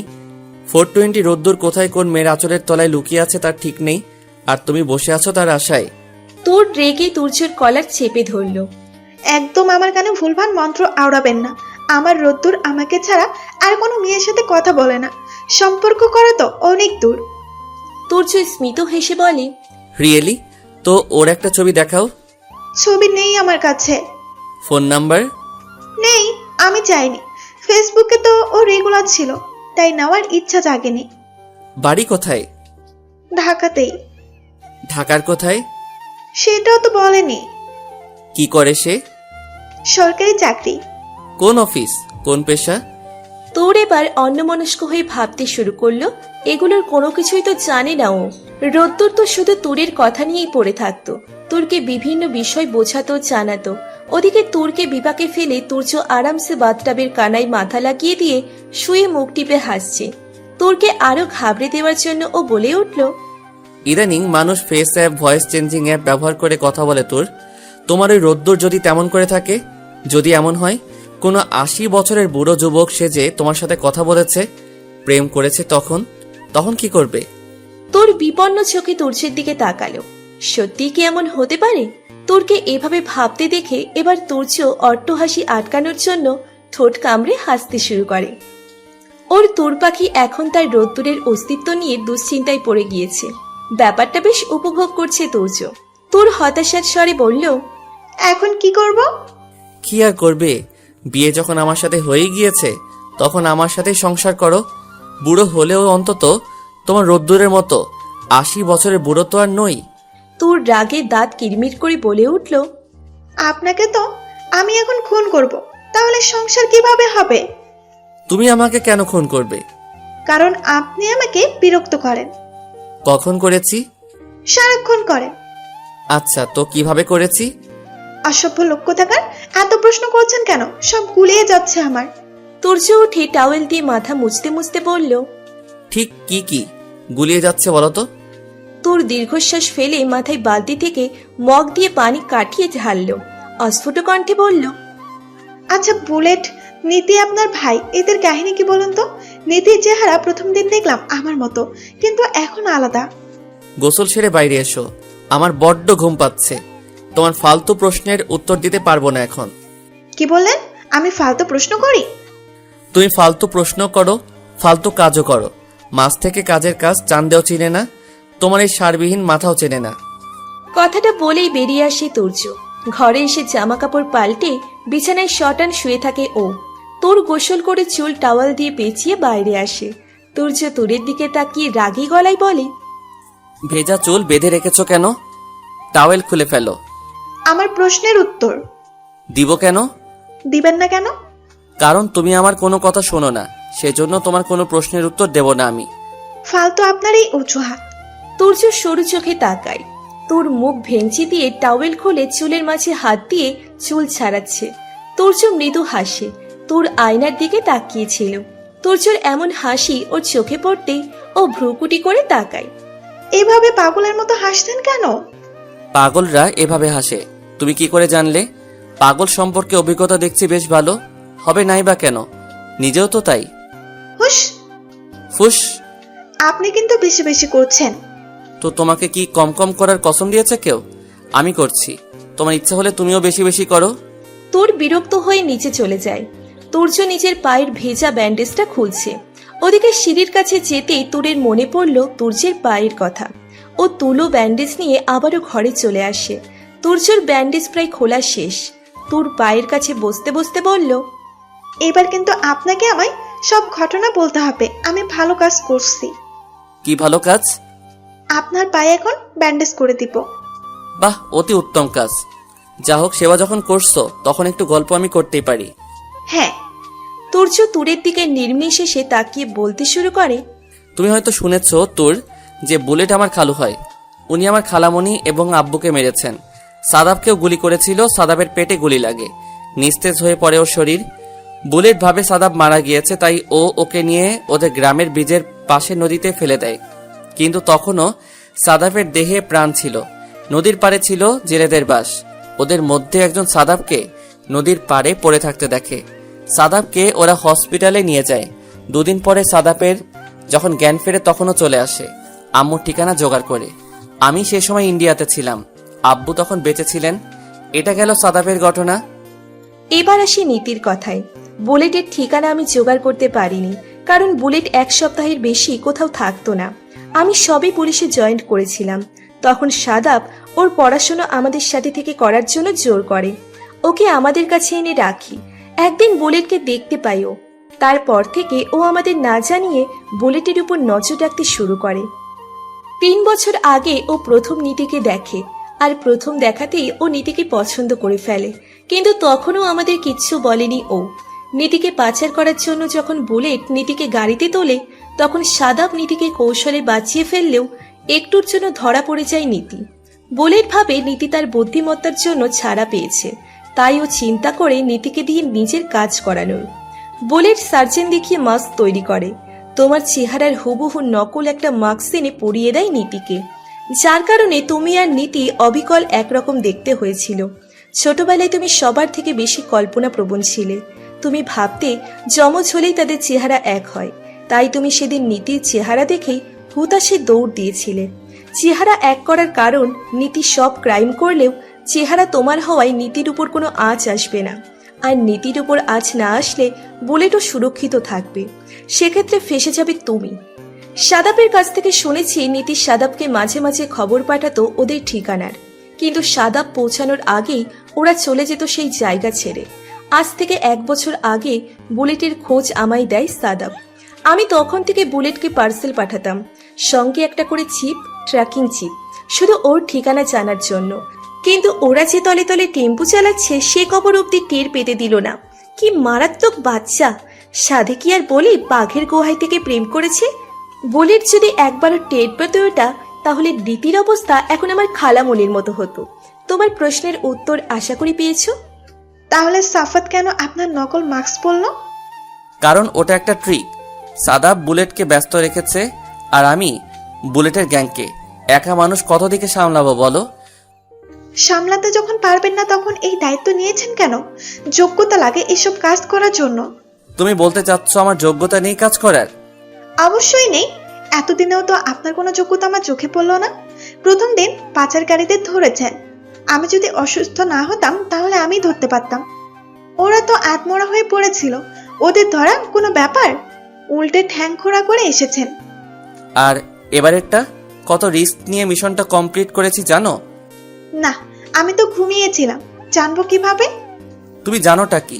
খালি জানো কিভাবে উদ্ভট প্রশ্ন মাথায় ঢোকানো যায়, সেগুলো উগরে দেওয়া যায়, কিভাবে তাল বেতাল হয়ে রাস্তাঘাটে ছোটা যায়। দেখুন, এক কথা নিয়ে বারবার খোঁচা দিবেন না, বিরক্তির সাথে রাগও হচ্ছে কিন্তু। তাতে আমার কি? যাও তো, আমি ঘুমাবো। আজ নীতি এবং সাদাবের বিয়ে সম্পন্ন হয়েছে, কিন্তু তুরের মন আজ বড্ড খারাপ। দীর্ঘ 10 দিন ধরে সে রোদ্দুরকে অনুরোধ করছে তার সামনে আসার জন্য, কিন্তু রোদ্দুর মেসেজ দেখে কোনো প্রত্যুত্তর না দিয়ে চলে যাচ্ছে।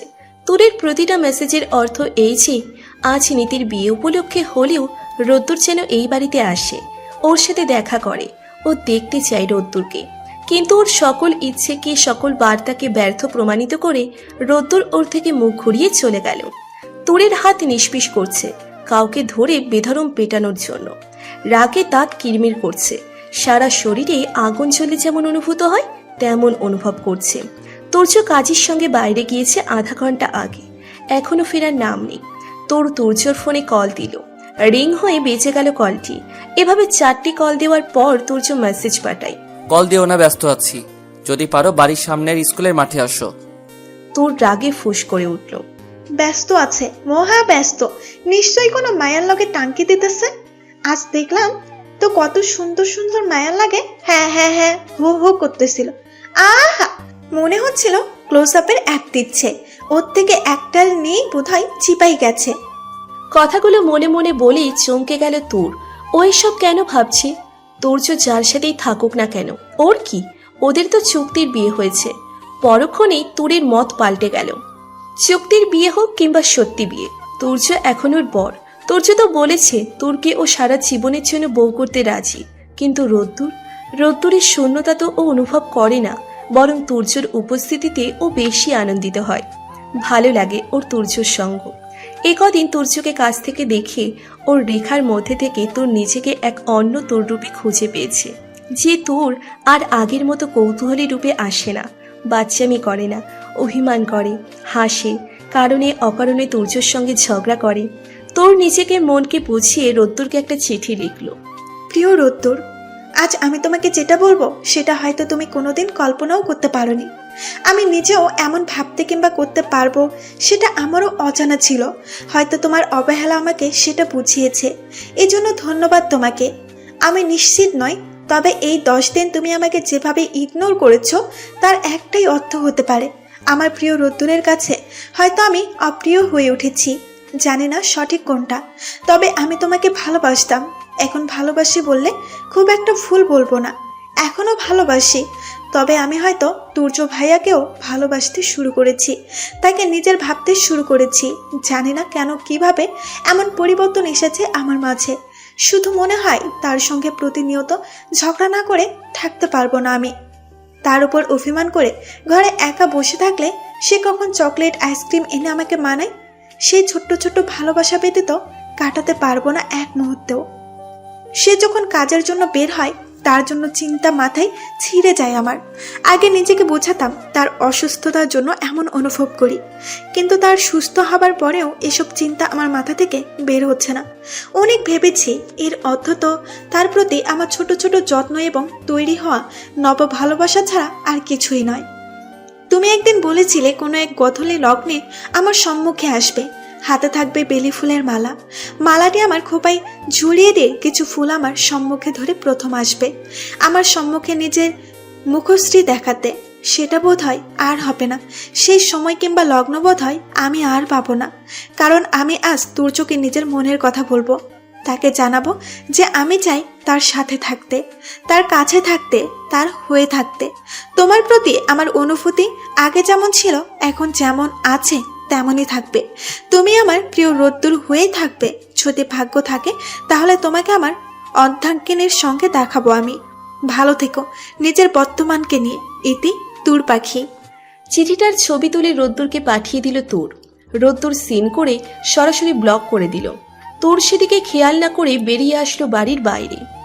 স্কুল মাঠে পৌঁছে দেখলো কোথাও কেউ নেই। সূর্য অস্তমিত হবার উপক্রম। তোর এখনো ঠাঁই দাঁড়িয়ে আছে মাঠের এক কোণায়। পাশে একটা বড় পুকুর, পুকুরে দুটো পদ্ম ফুল অর্ধ ফুটে আছে। গধূলি লগ্ন, নীলাভ আকাশটা লালচে রং ধারণ করেছে। বনো ভারী বাতাস বইছে। তোরের সারা শরীর রাগে রেড়ি করছে। তুর্যকে একবার কল দিতেই তুর্য ফোন কেটে দেয়। তোর এবার বসে পড়ে পুকুর পাড়ে। পাশ থেকে ছোট ছোট ইটের টুকরো হাতে নিয়ে ছুটছে পানির মাঝে। হঠাৎ নিচের মাথায় কারোর হাতের স্পর্শ পেয়ে হক চকিয়ে যায় তোর। পেছনে ঘুরবে এমন সময় পেছনে থাকা মানুষটি বিরক্তিতে চ উচ্চারণ করে উঠল। বেলি ফুলের ঘ্রাণ নাকে আসতেই তোর স্তব্ধ হয়ে যায়। তোর শটান দাঁড়িয়ে চোখ বুজে রইল। রোদ্দুর, আপনি এসেছেন? একটা চাপা আওয়াজ আসলো। হুম। তোর উত্তেজনায় লাফিয়ে উঠল। বেশ করেছেন, আজ আপনার সঙ্গে দুজন আলাপ করিয়ে দেব। আপনার বউ এসেছে? Sorry, girlfriend. হুম। তাহলে আমাকে ফুল দিলেন যে? আপনার গার্লফ্রেন্ড রাগ হবে না? সরি আপু, আমি ফুল খুলে দিচ্ছি। তোর খোপা থেকে ফুল খোলার জন্য খোপায় হাত দিতেই রোদ্দুর তুরের হাত চেপে ধরে, সাজালো কণ্ঠে বলে, যেটা আমি আমার তোর পাখিকে দিয়েছি সেটা শুধুই আমার তোর পাখির, যেটা এই মালা হোক কিংবা রোদ্দুর নিচে। তুর্যর গলা শুনে তুরের হৃদস্পন্দন থমকে গেল, পা দুটো অসম্ভব রকম কাঁপছে। রোদ্দুরের কথা বলার ভঙ্গিতে তুর্যর স্বর। তুর্য কি বলছে এগুলো? তোর চোখ মেলে তাকাতেই দেখে তুর্য মুঠো ভর্তি ফুল নিয়ে ওর সামনে দাঁড়িয়ে আছে। তুরের চোখে মুখে বিস্ময়। তুর্য তুরের দিকে এগিয়ে এসে সন্তর্পণে ওর কপালে নিজের ঠোঁট ছোঁয়ালো। তুরের চোখে পানি চলে এসেছে। তুর্য তুরের হাতে ফুলগুলো দিয়ে পুকুরের দিকে ফিরে তাকালো। তোরকে এক হাতে আগলে ধরে বলল, আমার অর্ধাঙ্গিনীকে দেখতে চেয়েছিলে না তোর পাখি, এবার তাকে দেখো। তোরের মাথায় ঘোমটা তুলে দিয়ে আবার ফেলে দিল তুর্য। মুখে গাম্ভীর্য ভাবে নে বলল, যেহেতু আমি একাই আছি এখানে, সুতরাং ব্যাকডেটেড বউ সাজিয়ে লাভ নেই আমার তোর পাখিকে। ঘোমটা ছাড়াই ধানি লঙ্কা রূপে তাকে বেশি ভালো মানায়। এবং দুঃখিত ফোন না ধরার কারণে। ফোন ধরলে তুমি আমার কণ্ঠস্বর চিনে ফেলতে। ফোনে আমার কণ্ঠ অন্যরকম শোনায়। তোর কোনো কথা বলছে না। তুর্য ভ্রুকুচকে বলে, তোর পাখি কাঁদছো কেন? এসেছি তো আমি। হ্যাঁ, তার আগে কান ধরে সরি বলছি, কারণ এতদিন তোমার থেকে নিজের পরিচয় লুকিয়েছি। কি করব বলো? আমার পেশার কারণে আমি নিজের দুর্বলতা কারোর সামনে প্রকাশ করিনি। তুমি তো সবটা বোঝো। তোমার ভালোবাসা যে আমার দুর্বলতা সেটাও জানো। আরে বাবা, এখনো কাঁদছো? তোর নাক টেনে বলে, এটা ঠিক করেননি আপনি। তুর্য তোরকে পাঁচকোলা করে তুলে নিল। তোরের কান্না থেমে যায় স্বয়ংক্রিয়ভাবে। ও এদিক ওদিক তাকায়। সংখ্যায় তুর্য হেসে বলে, এদিক ওদিক তাকিয়ে লাভ নেই, কেউ নেই আশেপাশে। আচ্ছা তোর পাখি, তুমি কি বিয়ের রেজিস্ট্রি পেপার না দেখে সাইন করেছিলে? না মানে ওখানে তো রোদ্দুর জোহাইয়ের নামটাই ছিল, তুর্য নাম ছিল না। তাহলে তুমি আমার নামটা জানতে পারলে না কেন? তোর আবারও হেঁচকি দিয়ে কেঁদে উঠল। তুর্য দাঁড়িয়ে যায় তোরের পুনরায় কান্না দেখে। না, ওকে এখন বাড়িতে নিয়ে যাওয়া যাবে না। এভাবে ওকে কাঁদতে দেখলে বাড়ির সবাই সবার রাগ পুরোটাই তুর্যর উপর ঝাড়বে। তুর্য তুরকে গাড়িতে বসিয়ে নিজেও ড্রাইভিং সিটে বসলো। না, তোমাকে নিয়ে আর পারা গেল না। সারাদিন এত কাঁদো কিভাবে? ক্লান্ত হও না? যা হোক, তোমাকে আজ আমি নিজের অনুভূতিগুলো জানাবো। তোমাকে প্রথম কোথায় দেখি, কিভাবে ভালোবাসি, কেন এমন করেছি। তোর মুখ বাইরের দিকে তাকিয়ে বলল, কিছু শুনতে চাই না আমি। আমার শুধু আপনার রিয়েল ফেসবুক আইডির পাস, ইনস্টাগ্রামের পাস, হোয়াটসঅ্যাপের কোড চাই। আর এই চাকরি আপনি আর করতে পারবেন না। আব্বুর ব্যবসার হাল ধরবেন, আমাদের সাথে থাকবেন, ব্যাস। এত পাসওয়ার্ড দেওয়া যাবে না। তোর ভ্রুকুচকে তাকায়। কেন? আপনি দেবেন, আপনার ঘাড়ও দেবে। না হলে আমি আম্মুর কাছে নালিশ করব, রুমে আটকে রাখবো। না পাবেন কিছু খেতে, না পাবেন কিছু পান করতে। তুমি কিন্তু দিন দিন বড্ড ঘাটতেরা হয়ে যাচ্ছ। তোর তেড়ে আসে তুর্যের দিকে। তো তুর্য কিঞ্চিত ভয় পেয়ে দূরে সরে বসে। গাড়ি চলছে আপন গতিতে। তোর ট্রাকে ফুসছে। তুর্য তুরের দিকে তাকিয়ে মিটিমিটি হাসছে। তুরের অভিমান যেটা তোর রাগের আকারে দেখায়, সেটা যে কণিকের জন্য তা বুঝতে সময় লাগে না তুর্যর। তুর্য তুরকে আরো রাগিয়ে দেওয়ার জন্য বলল, তো কি যেন বলেছিলে? রোদ্দুরকে তুমি ভালোবেসে যাবে, লজ্জা করে না? বর থাকতেও পর পুরুষের প্রতি তোমার এত ভালোবাসা কই থেকে আসে? আসমান থেকে খুশি খুশি পড়ে। কই, আমার উপর তো একটু পড়ে না। আপনি এসবে যোগ্য? এই মেয়ে, তুমি আবার আমার যোগ্যতার দিকে আঙুল তুলছ। এখন তো শুধু আঙুল তুলেছি, এরপর হস্ত, ঠ্যাং এবং পরিশেষে শ্বশুরের তুলে ফেলবো। ছি ছি, কি সব কথাবার্তা! এতটুকু লজ্জাবোধ নেই? আপনার আছে? লজ্জা নারীর ভূষণ, আমার থাকবে কেন? আপনি পুরুষ? প্রশ্ন দিয়ে তুর্যর কর্ণকুহরে পৌঁছাতেই তুর্য ব্রেক কষল। তোর বিরক্তি ভরা চেহারা নিয়ে তুর্যর দিকে তাকাতেই তুর্য কটমটে স্বরে বলল, আচ্ছা এই ব্যাপার, আজ বাড়ি চলো, তারপর তোমার হচ্ছে। তোর কিছু না বলে বাইরের দিকে চেয়ে রইল। তুর্য মন খারাপের ভান করে বলল, এই জন্য সামনে আসতে চাইনি। অগোচরে শুধু রোদ্দুর প্রিয়, সামনে আসলেই সে হয়ে ওঠে অপ্রিয়। তখন আর টান থাকে না। বুঝেছি আমি। বাচ্চাদের মতো ভ্যাবা করছেন কেন বুঝলাম না। আমাকে জ্বালাতন করার মতো ধৈর্য কিংবা সাহস কোনোটাই আপনার নেই। বৃথা চেষ্টা করে যাচ্ছেন। তুর্য হেসে বলে, তাও ভালো। আমি তো ভেবেছি শক পেয়ে বোবা হয়ে গিয়েছো। ভয় পেয়েছিলাম ভীষণ। অন্তত বোবা বউ নিয়ে সারা জীবন কাটাতে পারবে না এই তোর্য। এমনিতেও তো কপালে ছোট্ট সাইজের হাতি জুটেছে, তার উপরে যদি বোবা হয়, ব্যাপারটা খুবই কষ্টদায়ক। তোর চোখ রাঙিয়ে তাকাতেই তুর্য এক হাতে তুরকে টেনে নিজের সাথে মিশিয়ে নিল। তুরের কপালে ঠোঁট গভীরভাবে ছুঁয়ে বলল, তোমাকে অভিমানে মানায়, মলিনতায় নয়। তোমাকে অনুরাগে মানায়, রাগে নয়। তোমায় প্রফুল্লতায় মানায়, অশ্রুসিক্ত নয়নে নয়। এরপর মৃদু হেসে ক্ষিপ্ত সুরে বলে, তোমাকে রোদ্দুরে এই বুকে মানায়, গাড়ির সিটে নয়, বুঝলে ছোট্ট হাতি? তোর এবার তার রোদ্দুরের হাত টেনে কামড় দিল। তুর্য তাকে ফু দিতে দিতে বলে, এই কামড়ের শোধ আমিও নেব, বাড়ি পৌঁছাতে দাও শুধু। তোর ভেঙচি দিয়ে বলে, আমার প্রিয় মানুষটিকে অপ্রিয় বললে এর থেকে অধিক জোরে কামড় দেব আমি। আর তারপরেও আমাকে হাতে বলা, হাতে আমি? তুর্য গাড়ির স্টার্ট দিয়ে মাথা নাড়ালো। তোর মুচকে হাসে। পুলিশের চাকরিটা ছেড়ে দিচ্ছি আমি। ছোট হাতি যে হারে হুমকি দিচ্ছে কামড়ানোর, দেখা গেল কামড়াতে গিয়ে কোনোদিন খেয়ে ফেলেছে, তখন তো জান নিয়ে টানাটানি। চাকরির আগে বাবা আমার জান থাকলে এমন চাকরি আরো করতে পারবো। তোর তুর্যর বুকে নখ বসিয়ে দিতেই তুর্য ব্যথায় কুকড়ে উঠল।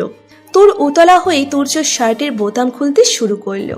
তুর্য এক হাতে তুরকে আটকে বলল, আরে তোর পাখি একটু সবুর করো, রাস্তাঘাটে কি শুরু করলে? আমি তো বারবার বলছি বাড়িতে পৌঁছে কামড়া কামড়ির মিশন শুরু করব। ট্রাস্ট মি, আমার কথার একদম নড়চড় হবে না, আর কেউ ডিস্টার্বও করবে না, কারণ সবাই সাদাবের বাসরের পেছনে পড়ে থাকবে। একদিক থেকে শালি সাহেবা আমার উপকারী করেছে, আর তার উসিলাই না হওয়া বাসরটা এবার হবে। তোর লজ্জায় তুর্যকে ছেড়ে দূরে আসতে চাইলে তুর্য আরো শক্ত করে ওকে চেপে ধরে। এখন লজ্জা পেলে চলবে? তুমি তো আমার বাচ্চা নিয়েও কথা বলেছ। তুমি অ্যাডাল্ট কথা বললে আমি লজ্জা পাই না? মানে একটু বাধা দিতাম আর কি। তুমি ছোট ছিলে তাই, কিন্তু এবার সেটা হবে না। এই যে ধরেছি, আর সেই দিন ছাড়বো যেদিন আমাদের আলাদা করে শোয়ানো হবে। তোর কেঁদে ওঠে আবার। তুর্য আবার আকারে ইঙ্গিতে মরার কথা বলছে, কিন্তু সত্যিই তো বলছে। তুর্য বাড়ির গেটের ভেতরে গাড়ি ঢুকিয়ে তোরকে গাড়ি থেকে নামায়। তোর দাঁড়িয়ে আছে। সকালে সাদাব নীতিকে কোলে করে বাড়ির ভেতর নিয়ে গিয়েছিল। নতুন বউকে নাকি এভাবেই বাড়িতে প্রবেশ করানো হয়। আর ওর বেলায় তুর্য ঠ্যাংটাই ভাঙা ছিল। তোরকে দাঁড়িয়ে থাকতে দেখে তুর্য ওকে কোলে তুলে বলল, বাসর যখন হবে তখন নতুন বউয়ের অসম্পূর্ণ প্রবেশও সম্পূর্ণ করা হোক। এটা থেকে তোমায় বঞ্চিত করার অধিকার যে তোর জন্য নেই তোর পাখি। তোর হাসে। এই ছেলেটা ওর সকল কথা কিভাবে বুঝতে পারে ভেবে পায় না ও। হয়তো ওর এই স্বভাবই ওকে তোরের প্রিয় হতে সাহায্য করেছে, তোরের ভাবনা ভালোবাসা হতে সাহায্য করেছে। তোর অস্ফুট কণ্ঠে বলল, প্রিয় রোদ্দুর, ভালোবাসি, খুব ভালোবাসি তোমায়। তুর্য সম্মুখে তাকিয়েই বলল, তুমি থেকে নেক্সট টাইম আপনিতে গেলে এইভাবেই কোলে নিয়ে বাড়ির বাইরে ফেলে দিয়ে আসবো। কথাটা মনে রেখো। তোমার মুখ থেকে আপনি ডাক শুনতে চাই না তোর পাখির প্রিয় রোদ্দুর। বরাবরের মতো তুমি হয়ে থাকতে চাই। আপনারা আশিকের বয়সে গল্প চান নাকি? কমেন্ট করে জানান। যদি এই ভিডিওটিতে 3000 লাইক হয় তাহলে বুঝবো আপনারা আশিকের বয়সে গল্প পড়তে চান। তাই এখনই আপনারা এই ভিডিওটিতে লাইক করুন, এমন কমেন্ট করুন এবং আপনার ফ্রেন্ডদের সাথে শেয়ার করুন ভিডিওটি। ধন্যবাদ।